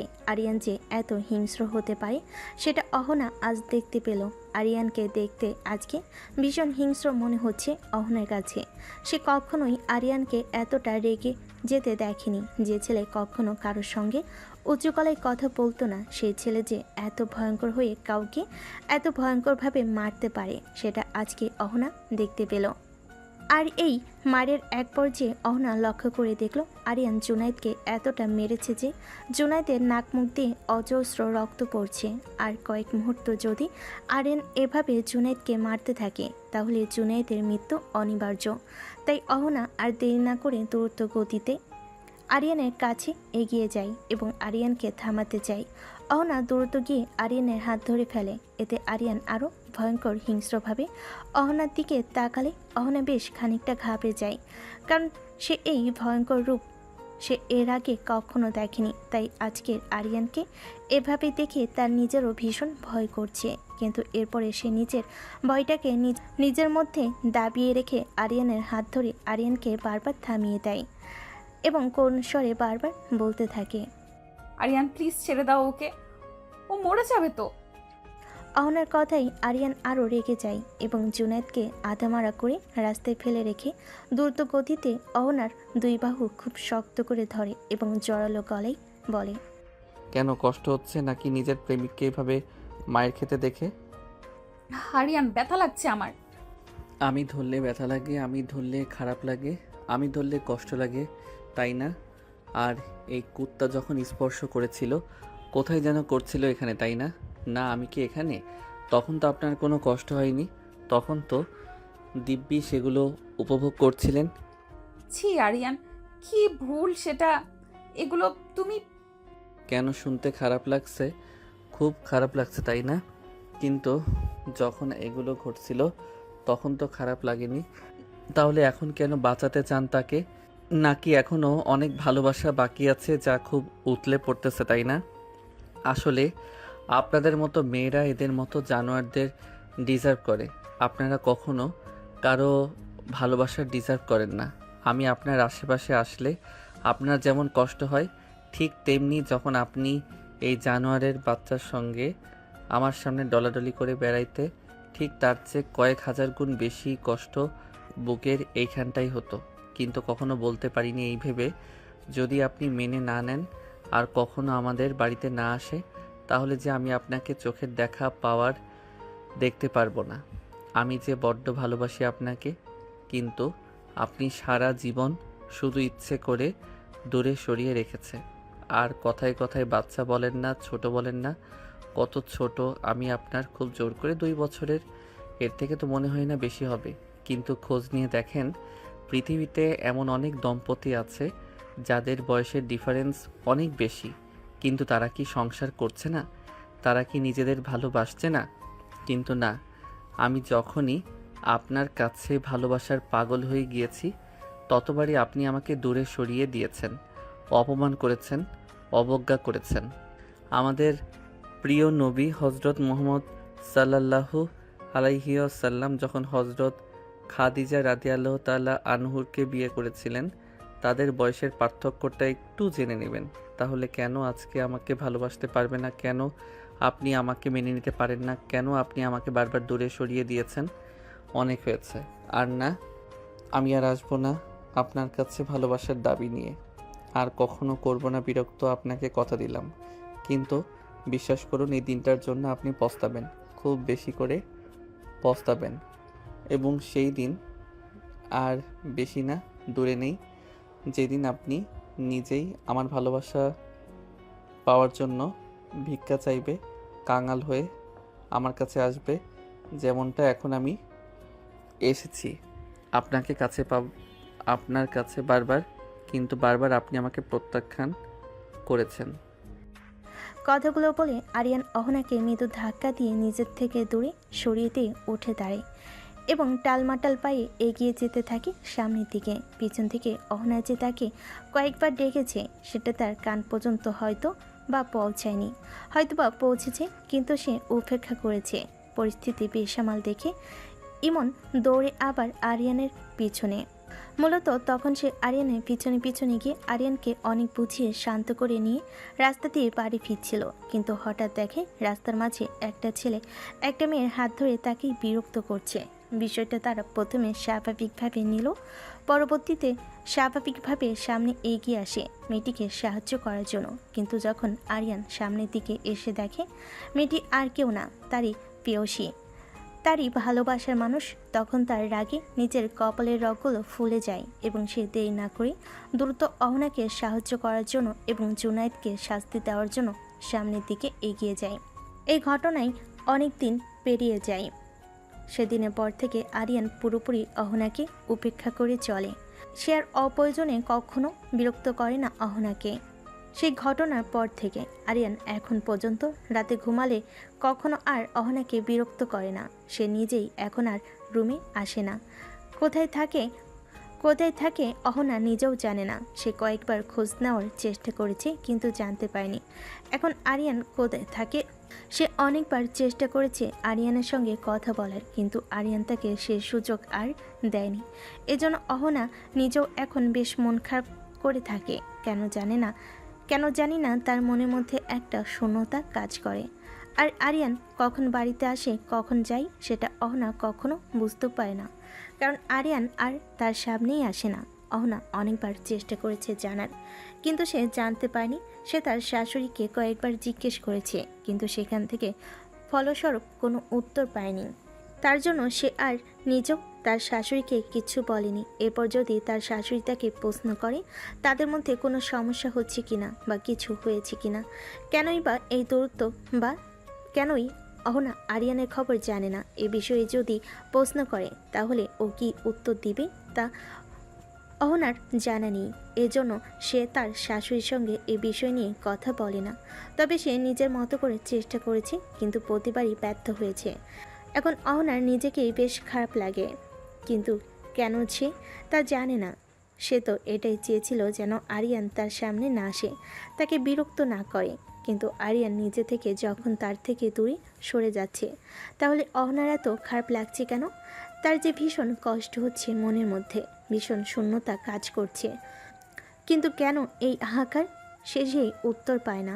অহনা এসব ভাবছিল আর মনে মনে বলছিল, তবে কি আমি সত্যি সত্যি আরিয়ানকে ভালোবেসে ফেলেছি? না, কি সব যাতা ভাবছি আমি। আমি কি করে আরিয়ানকে ভালোবাসতে পারি? আচ্ছা, ভালোবাসতে পারি না কেন? অহনা নিজেই এবার নিজের প্রতি বেশ বিরক্ত হয় তার এই আজগুবি ভাবনার জন্য। অহনার শাশুড়ি ডাইনিং টেবিলে সকালের খাবার দিচ্ছিলেন। অহনা এখন খুশি হয়ে তার শাশুড়িকে সাহায্য করছিল। এমন সময় অহনা শীত দিকে নজর যায়। আরিয়ান সেজেগুজে কোথায় যেন একটা বের হচ্ছে। আরিয়ানকে দেখে অহনার মন খুশিতে পুলকিত হয়ে যায়। আজ অনেক দিন পর সে আরিয়ানকে দেখছে। এমন সময় আরিয়ান সিঁড়ি দিয়ে নামতে নামতে তার মাকে বলে, আম্মু, তাড়াতাড়ি খেতে দাও। আজকে আমাকে একটু তাড়াতাড়ি বের হতে হবে, তাহলে গুরুত্বপূর্ণ কাজ আছে আজকে। তুমি একাই বেরোবে মানে? অহনা মামনিকে ইউনিভার্সিটিতে নিয়ে যাবে তো তাহলে? জানি না আব্বু, আজকে এমনিতেও আমি ইউনিভার্সিটিতে যাব না। এখন আমি এয়ারপোর্টে যাব ঈশাকে রিসিভ করতে। ঈশা মামনি ফিরে আসছে নাকি? কই, আগে তো বলিসনি। আগে তো আমি জানতাম না আব্বু, আসলে ও যে আসছে এটাও কাউকে বলেনি, ইভেন এমন কেউ না। সে আসলে সবাইকে সারপ্রাইজ পেতে চায়, তাই কাউকে কিছু বলেনি। কিন্তু হঠাৎ করে গত রাতে ফোন দিয়ে আমাকে সব কিছু বলেছে, কারণ সে অনেক দিন পরে আসছে। তাই সব কিছু ঠিকঠাক তুলতে পারবে কিনা এই নিয়ে ম্যাডাম ভীষণ চিন্তিত। বলিস কি রে বাবা, সত্যি ঈশা মামনি আসছে? হ্যাঁ আম্মু, সত্যি আসছে ম্যাডাম। এতক্ষণ ধরে অহনা খুব মনোযোগ সহকারে সকলের কথা শুনছিল, কিন্তু ঈশাকে এখন পর্যন্ত সে চিনতে পারেনি এবং কাকে নিয়ে বা কার আশা নিয়ে সকলের এত উৎসুক সেটাও সে বুঝতে পারছে না। তবে এতক্ষণ ধরে অহনা একটা বিষয় খুব ভালোভাবে লক্ষ্য করেছে। আরিয়ান তার বাবা মায়ের সঙ্গে কথা বলল, এখনও পর্যন্ত একটিবারের জন্য অহনার দিকে চোখ তুলে তাকায়নি বা লক্ষ্য করেনি তাকে। সে যে একটা মানুষ এখানে দাঁড়িয়ে আছে, তাকে আরিয়ান বুঝতে পারছে না নাকি বুঝতে চাইছে না। আরিয়ান খাওয়া দাওয়া করে দ্রুত বেরিয়ে পড়ে এবং আরিয়ান চলে যাওয়ার সাথে সাথেই অহনা তার শাশুড়ি এবং শ্বশুরকে প্রশ্ন করে বসে, আচ্ছা আব্বু আম্মু, এই ঈশাকে? ঈশা হলো আমার বোনের মেয়ে এবং আরিয়ান ইমনের ছোটবেলাকার বন্ধু ও খেলার সাথীও। ইমন এবং আরিয়ানও অহনার ছোটবেলা থেকেই খুব ভালো বন্ধু। তাদের ছেলেবেলা বেড়ে ওঠা এবং স্কুল কলেজ সবই একসাথে। তাদেরকে বলতে পারেন না তারা বন্ধু নাকি ভাই বোন। এভাবে কেটে যাচ্ছিল ওদের এসএসসি পরীক্ষার পরে। ওরা যখন কলেজে ভর্তি হয় তখন থেকে ঈশা পরিবর্তন হতে থাকে। ঈশার ব্যবহার কেমন যেন অদ্ভুত হতে থাকে। সে সবসময় আরিয়ানের সঙ্গে থাকতে চাইতে, ওর সঙ্গে ঘুরতে চাইতো, কথা বলতো। আরিয়ান এটা সহজভাবে নিত, কারণ সে ছোট থেকেই তাকে বান্ধবী এবং বোনের নজরে দেখেছে। তারা একে অপরে খেলার সাথী এবং বিপদের সঙ্গীও ছিল। কেউ কাউকে ছাড়া থাকতে পারতো না। কিন্তু কলেজ যাওয়ার পর যখন হঠাৎ করে কিসের পরিবর্তন লক্ষ্য করে ঈশা কেমন যেন আগের থেকে বেশি আরিয়ানকে সময় দিতে চাইতো। ওর কি ভালো লাগে, ওর কি খারাপ লাগে, ওকে নিয়ে বেশি পজিটিভ হয়ে যাচ্ছিল। বিষয়টা যখন আমাদের বোধগম্য হওয়ার উপক্রম, সেই সময় হঠাৎই ঈশা আরিয়ানকে প্রপোজ করে বসে। আসলে সেদিন ছিল আরিয়ানের জন্মদিন এবং সেদিন ওরা এসেছিল আমাদের বাড়িতে। তোমরা যখন সবাই চলে গিয়েছিলে তখন আরিয়ান কেন যেন মন খারাপ করে নিজের ঘরে বসেছিল। এমন সময় ঈশা আরিয়ানের ঘরে যায় এবং আরিয়ানকে মন খারাপ দেখে তার মন ভালো করার জন্য অনেক চেষ্টা করে। কিন্তু কেন যেন আরিয়ান খুব রেগেছিল। কেন রেগেছিল, কিসের জন্য রেগেছিল, এটা আমরা কেউ জানতাম না। এবং এসব বুঝতে না পেরে সে আরিয়ানের জন্মদিনের জন্য তার মনের কথা আরিয়ানকে জানায়। কিন্তু হঠাৎ করেই আরিয়ান ঈশাকে না করে দেয়, কারণ সে নাকি অন্য কাউকে ভালোবাসে। এই কথাটি শুনে আমরা নিজেরাও ভীষণ অবাক হয়েছিলাম, কিন্তু তখন ছেলে নতুন করে কিছু বলতে পারেনি। ঈশা আরিয়ানের কাছ থেকে এই কথাটি শোনার পর ভীষণ ভেঙে পড়ে এবং অনেক কান্নাও করে।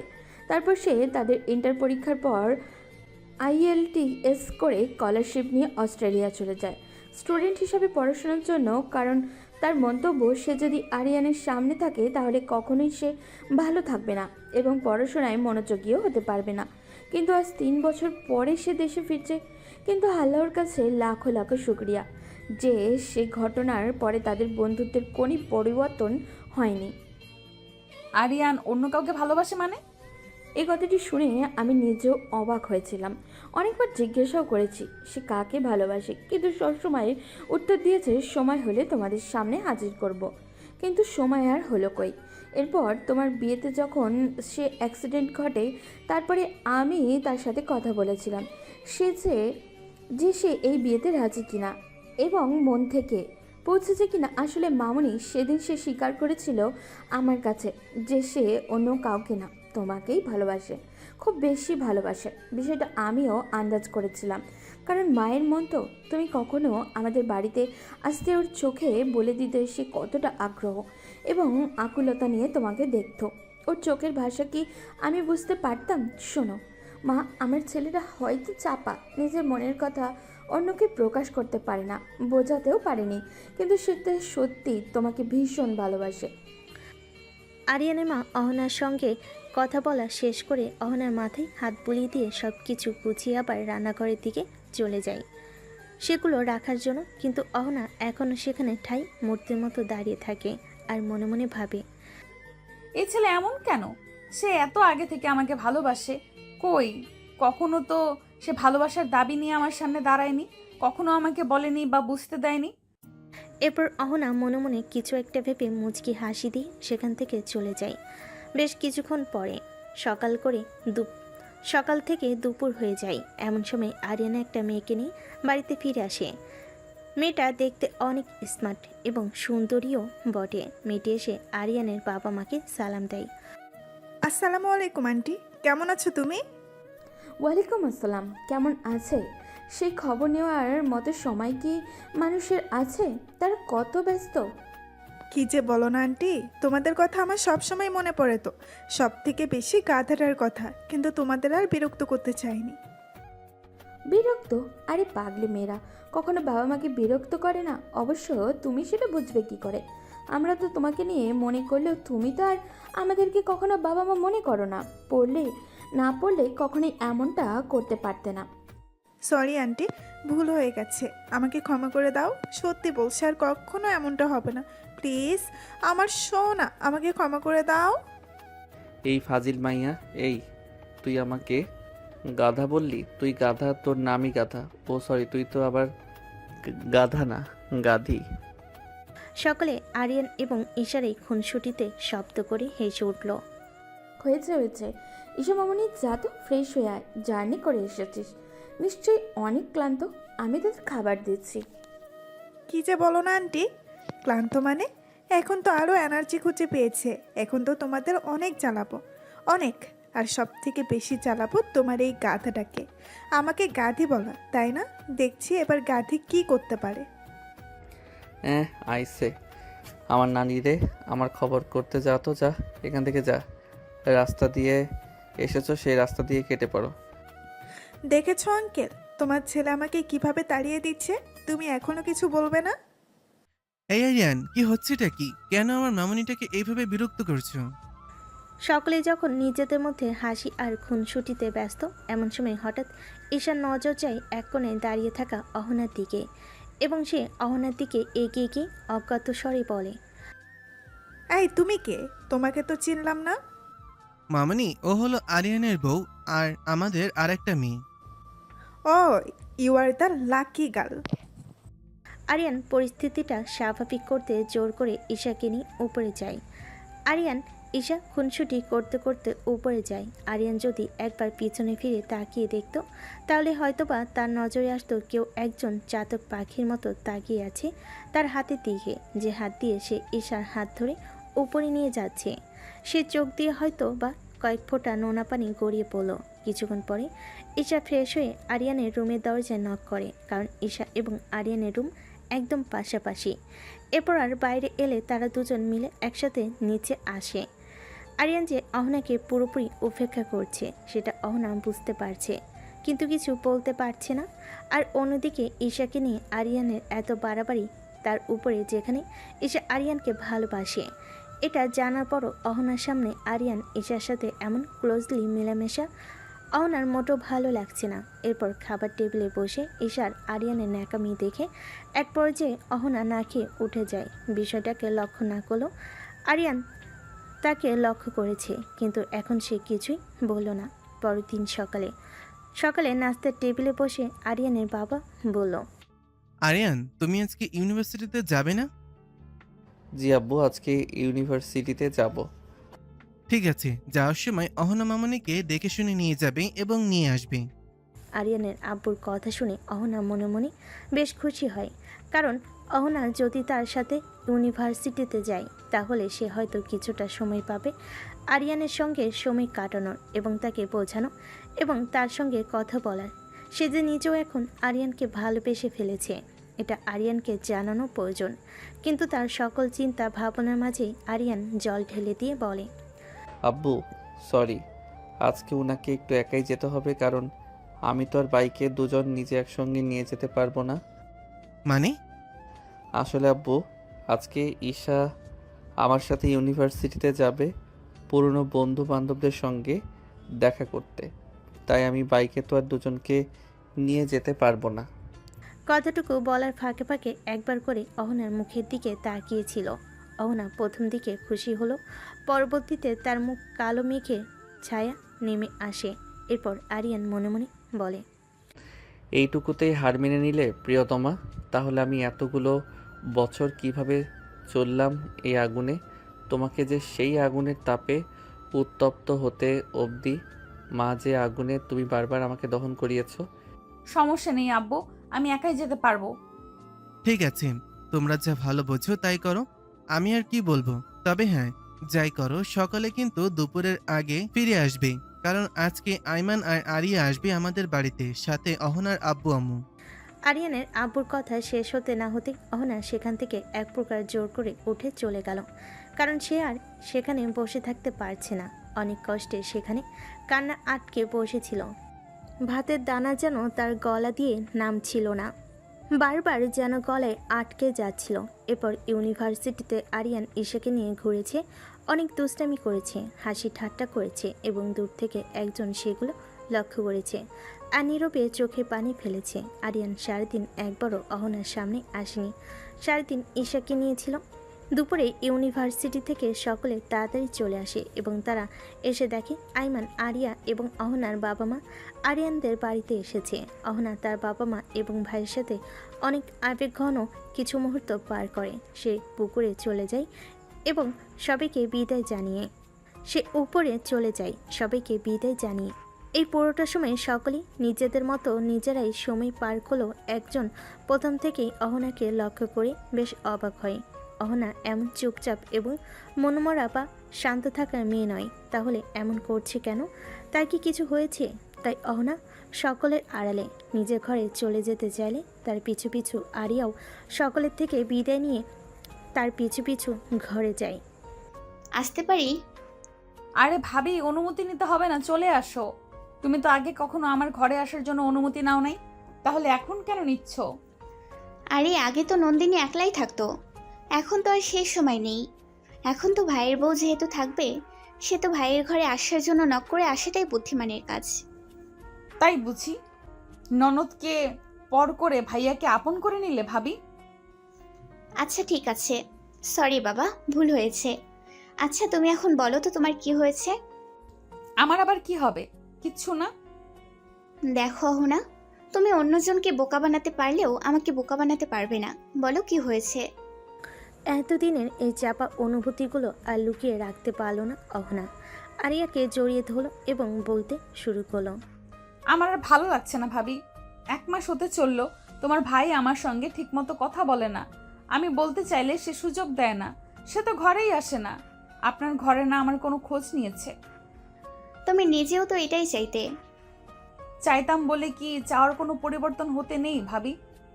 তবে কি ভালোবাসো আমার ভাইটিকে? জানি না কবে কখন কিভাবে হয়েছে, তবে এই সর্বনাশটা হয়েছে। আমি আসক্ত হয়েছি তোমার ভাইকে। সত্যি বলছি ভাবি, আমি তাহলে পুরো শেষ হয়ে যাচ্ছি। এই তাহবানার দিকে বাঁচার জন্য হলে তোমার ভাইকে আমার লাগবে। আমি কি কথা বলবো ভাইয়ের সাথে? ভীষণ করে লাগবে। না ভাবি, আমাকে কিছু একটা করতে হবে। আমাকে আমার অধিকারটা বুঝে নিতে হবে। অহনা আর আরিয়া বেশ কিছুক্ষণ একইভাবে বসে গল্প করছিল। অহনা আরিয়াকে জড়িয়ে ধরে বসেছিল এবং আরিয়া অহনার মাথায় যত্ন সহকারে হাত বুলিয়ে দিচ্ছিল। রাতে খাবার টেবিলে বসে সকলে খাচ্ছিল এবং নিজেদের মধ্যে টুকটাক কথা বলছিল। কিন্তু অন্যদিকে আরিয়ান এবং ঈশা একজন আরেকজনের খাবার প্লেটে খুব যত্ন করে খাবার তুলে দিচ্ছে, যেটা আরেকজনের সহ্য হয়নি। তাই সে খাবার থেকে উঠে যায়। হুট করে অহনা উঠে পড়তে সকলে তার দিকে তাকায় এবং জিজ্ঞেস করে সে উঠে গেছে কেন, কিন্তু সে তাদেরকে এই বাহানা দিয়ে সেখান থেকে চলে আসে। কিন্তু পুরো বিষয়টা আরিয়া ঠিকই বুঝতে পারে এবং মনে মনে হাসে আর বলে, এই দুই পাগল ভাঙবে তবুও মচকাবে না। রাতে খাবার শেষে আইমান, আরিয়ান, ঈশা এবং অহনা ছাদে বসে আড্ডা দিচ্ছিল। আইমনও আরিয়া এবং অহনার বাবা মা আজকে আরিয়ানদের বাড়িতে থাকবে। আগামীকাল সকালে তারা ফিরবে, সেজন্য রাতে তারা ছাদে বসে আড্ডা দিচ্ছিল। এমন সময় হুট করে ঈশা আরিয়ানের এক হাতে বাহু ধরে তার কাঁধে মাথা রাখে। আর এটা অহনা দেখে সহ্য করতে না পেরে সেখান থেকে দৌড়ে নিজের ঘরে চলে আসে। অহনা সেখান থেকে চলে যেতেই আরিয়ানকে উদ্দেশ্য করে বলে, ভাই, এবার কি বিষয়টা বাড়াবাড়ি হয়ে যাচ্ছে না? আরিয়ার কথা শুনে আইমনও, আরিয়ান এবং ঈশা তিনজনেই বুঝতে পারে এবার বিষয়টা সত্যি সত্যি বাড়াবাড়ি পর্যায়ে চলে যাচ্ছে। এরপর আরিয়ান নিজেও সবার থেকে বিদায় নিয়ে চলে আসে। আরিয়ান সবার থেকে বিদায় নিয়ে নিজে সবার আগে রান্নাঘরে আসে এবং সেখান থেকে একটা প্লেটে খাবার নিয়ে নিজের রুমের দিকে যেতে থাকে। আরিয়ান এসে দেখে পুরো রুম অন্ধকার করা, তাই সে খাবারের প্লেটটা টেবিলের উপর রেখে ঘরে লাইট অন করে। হঠাৎ করে ঘরে লাইট জ্বলে ওঠে। অহনা বালিশের থেকে মুখ তুলে দ্রুত চোখের পানি মুছে ফেলে, কিন্তু অহনা দ্রুত মুছতে চাইলেও আরিয়ান ঠিকই সেটা দেখে ফেলে। এরপর আরিয়ান ঘরের দরজাটা লাগিয়ে দিয়ে বিছানার কাছে গিয়ে অহনার সামনে বসে। কি হয়েছে আপু, আপনি কান্না করছেন কেন? আগে তো মনে আগুন, তারপর হুট করে আরিয়ানের মুখে আপুর সম্বোধন শুনে অহনার চট করে উঠে আরিয়ানের গলা চেপে ধরে টান দিয়ে একদম নিজের মুখের কাছে নিয়ে এসে রাগে গজগজ করে বলে ওঠে, এই ছেলে, এই তোর আপু কে? হ্যাঁ, কেন আপু? আপনি তো বলেছেন আপনি আমার সিনিয়র বড় আপু, আপনাকে সম্মান দিতে, তাই তো আমি আপনাকে সম্মান দিচ্ছি। কিন্তু এটাতেও সমস্যা? আমি ফোন তো করেছি, বলুন তো যা করি তাতেই আপনার সমস্যা? আর একবার যদি তোর এই গলা দিয়ে আপু ডাক বেরিয়েছে তো এখানেই মেরে পুঁতে রেখে দেবো বলে দিলাম। আরে আরে আপু, করছেনটা কি? ব্যথা পাচ্ছি তো। আর এতদিন তুই যে আমাকে এত ব্যথা দিয়েছিস তার বেলায়, ব্যথা? এত যে নিজেকে আড়াল করে রেখেছিস আমার থেকে, ওই ঈশানা ভিসার সাথে সারাদিন ঘেঁষাঘেঁষি করে বেরিয়েছিস, আমাকে উপেক্ষা করেছিস। তুই জানিস আমার কত কষ্ট হয়েছে? কেন কষ্ট হয়েছে কেন? আপনি না নিজেই চাইতেন আমি যেন আপনার থেকে দূরে দূরে থাকি? তাহলে জানি না কেন, তবে কষ্ট হয়েছে। আচ্ছা ঠিক আছে, আর জানতে হবে না আপনাকে। বসুন। দিন দিন তো খাওয়া দাওয়া ছেড়ে সন্ন্যাসটি উদযাপন শুরু করেছে। কয়দিন পর তো আপনার বাবা মা আমাদের দিকে আঙুল তুলে বলবে আমরা তাদের মেয়েকে যত্নে রাখতে পারিনি, খাওয়াতে পারিনি, যার জন্য তার মেয়ে শুকিয়ে কঙ্কাল হয়ে গিয়েছে। খাবো না। কেন? খিদে নেই, খাবো না। খিদে নেই মানে? আপনি যে গত 2 দিন ধরে কিছু খাচ্ছেন না, এটা কিন্তু আমি ঠিকই লক্ষ্য করেছি। দেখি, হা করুন, আমি খাইয়ে দিচ্ছি। আরিয়ান যখন পরম যত্নে অহনার মুখে খাবার তুলে দিয়েছিল তখন আর অহনা না করতে পারেনি, চুপচাপ লক্ষ্মী মেয়ের মতো খেয়ে নেয়। অহনার খাওয়া শেষে আরিয়ান যখন অহনার মুখ মুছিয়ে পানি খাইয়ে প্লেট নিয়ে চলে যাচ্ছিল, এমন সময় হঠাৎ করে অহনা আরিয়ানের হাত ধরে বলে, কোথায় যাচ্ছ তুমি? প্লেটগুলো রাখতে হবে তো, এগুলো রেখে আসতে যাচ্ছে। না, যেতে হবে না, আমি সকালে রেখে দিব। রেখে দাও ওখানে। কি আজব, এমন বাচ্চাদের মতো করছো কেন তুমি? আরিয়ানের কথা শুনে আবারও অহনা রেগে যায় এবং আরিয়ানের শার্টের কলার ধরে হ্যাঁচকা টান দিতেই আরিয়ান তাল সামলাতে না পেরে ব্যালেন্স হারিয়ে অহনার উপর পড়ে যায়। সাথে সাথে আরিয়ান উঠে দাঁড়িয়ে বলে, সরি সত্যি বলছি, আজকে আমি ইচ্ছে করে কিছু বলিনি বা করিনি। আসলে তুমি হুট করে টান দিয়েছো তাই। আরিয়ানের কথা শেষ হতে না হতে অহনা আবারও টান দিয়ে আরিয়ানকে নিয়ে খাটের উপর ফেলে দেয়। এবার সে নিজেই আরিয়ানের বুকের উপর চড়ে বসে এবং আরিয়ানকে কোনো কথা বলার সুযোগ না দিয়ে আরিয়ানের ঠোঁট আঁকড়ে ধরে নিজের ঠোঁট দিয়ে। মিনিট কয়েক পর ছেড়ে দিলে দুজনেই কাঁপতে থাকে। প্রথম দিকে আরিয়ান আশঙ্কিক আক্রমণে ভ্যাপা খেলেও পরবর্তীতে আর কিছু বলতে পারেনি। আরিয়ান এবং অহনা দুজনেই পাশাপাশি শুয়ে ছাদের দিকে তাকিয়েছিল। এমন সময় অহনা হুট করে আরিয়ানের গলা জড়িয়ে ধরে আরিয়ানের গলায় নিজে মুখ ডুবিয়ে দেয়। অহনার এমন উদ্ভট ব্যবহারে আরিয়ান এখনও ঘোরের মধ্যে আছে, তাই সে কী করবে ঠিক বুঝতে পারছে না। এমন সময় সে তার ঘাড়ে তল কিছু পদার্থ অনুভব করে এবং সে প্রথম দিকে না বুঝলেও পরবর্তীতে ঠিক বুঝতে পারে যে অহনা তার ঘাড়ে মুখ লুকিয়ে কান্না করছে। হুট করে অহনাকে এমন কান্না করতে দেখে সাথে সাথে আরিয়ান অহনাকে তুলে বসায়। এরপর অহনার চোখ মুছে দিয়ে নরম সুরে বলে, এই পাগলি মেয়ে, তুমি কান্না করতেছো কিসের জন্য? তুমি জিতে গেছো আরিয়ান, আমি হেরে গেছি। কখন হয়েছে, কিভাবে হয়েছে, কেন হয়েছে জানি না, তবে আবার এই সর্বনাশটা হয়ে গেছে। ভালোবাসি, আবার খুব বেশি ভালোবাসি। আমাকে বেঁচে থাকার জন্য হলে তোমার প্রয়োজন। আমি প্রতিনিয়ত তোমার প্রেমে অনেক দমন হচ্ছি। বলতে বলতে অহনা আবারও আরিয়ানকে জড়িয়ে ধরে কান্না করতে থাকে। আরিয়ান পরম যত্নে আলতো করে অহনার মাথায় হাত বুলিয়ে দিয়ে বলতে থাকে, ভালোবাসায় কখনো হার জিত নেই অহনা। আমি আগেও তোমাকে ভালোবাসতাম, এখনও ভালোবাসি, আর আমার জীবনের শেষ নিঃশ্বাস পর্যন্ত আমি তোমাকে ভালোবেসে যাব। মাঝখানে কিছু সময় আমি তোমাকে সময় দিয়েছি নিজেকে বোঝার জন্য, নিজেকে জানার জন্য। এর মানে এই নয় যে আমি তোমাকে ভুলে গিয়েছি। তাহলে এতদিন ধরে আমাকে এত কষ্ট দিলেন কেন? আরে এগুলো তো তোমার ভাই ভাবির প্ল্যান। তুমি আমাকে ভালোবাসো কি না তা জানার জন্য ঈশাকে ডেকে এনেছে। তুমি তো আমাকে ভালোবাসতে, তাহলে ওদের সাথে মিলে আমাকে কষ্ট দিলে কেন? সাময়িক কষ্ট না দিলে যে আপনি এই অপার্থিব সুখ দিতেন না আমায়। সরি আমার পিচ্চি বর, প্লিজ আমাকে ক্ষমা করে দাও। আর কখনো এমনটা হবে না, আর কখনো তোমাকে কষ্ট দিব না। প্লিজ লক্ষ্মীটি, এবারের মতো মাফ করে দাও। আমি তোমাকে অনেক আগেই মাফ করে দিয়েছি অহনা, তাই আমার কাছে আর মাফ চাইতে হবে না। এভাবেই বেশ কিছুক্ষণ অহনা আরিয়ানকে জড়িয়ে ধরে বসেছিল এবং আরিয়ানও পরম যত্নে অহনার মাথায় হাত বুলিয়ে দিচ্ছিল। এমন সময় হঠাৎ অহনা মাথা তুলে আরিয়ানের দিকে তাকায়। আরিয়ান যখন অহনার দিকে তাকায় তখন দেখে অহনা কেমন ঘোর লাগানো দৃষ্টিতে তার দিকে তাকিয়ে আছে। অহনার দৃষ্টি এখন স্বাভাবিক নয়, এটা আরিয়ান নিজেও বুঝতে পেরেছে, কিন্তু তারপরও সে অহনাকে বাজিয়ে দেখার জন্য প্রশ্ন করে, কি ব্যাপার ম্যাডাম, এভাবে চোখ দিয়ে গিলে খাচ্ছেন কেন? কখনো কি কোনো সুন্দর ছেলে দেখেননি নাকি? আমার জিনিস আমি খাবো নাকি? নাকি অহনা রহস্যময় একটা হাসি দিয়ে আরিয়ানের গালে কিস করতেই আরিয়ান আবেশে চোখ বন্ধ করে নেয়। এরপর আরিয়ানের নাকের ডগায় পরবর্তীতে ঠোঁটে লিপ কিস করতে প্রথমে স্তব্ধ থাকলেও পরবর্তীতে আরিয়ান নিজেও অহনার মাথার চুল মুঠি করে আঁকড়ে ধরে অহনা ডাকে সাড়া দিয়ে আস্তে আস্তে দুজনেই আরও গভীর থেকে গভীরতর বন্ধনে অপার্থিব সুখ সন্ধানে পাড়ি জমান।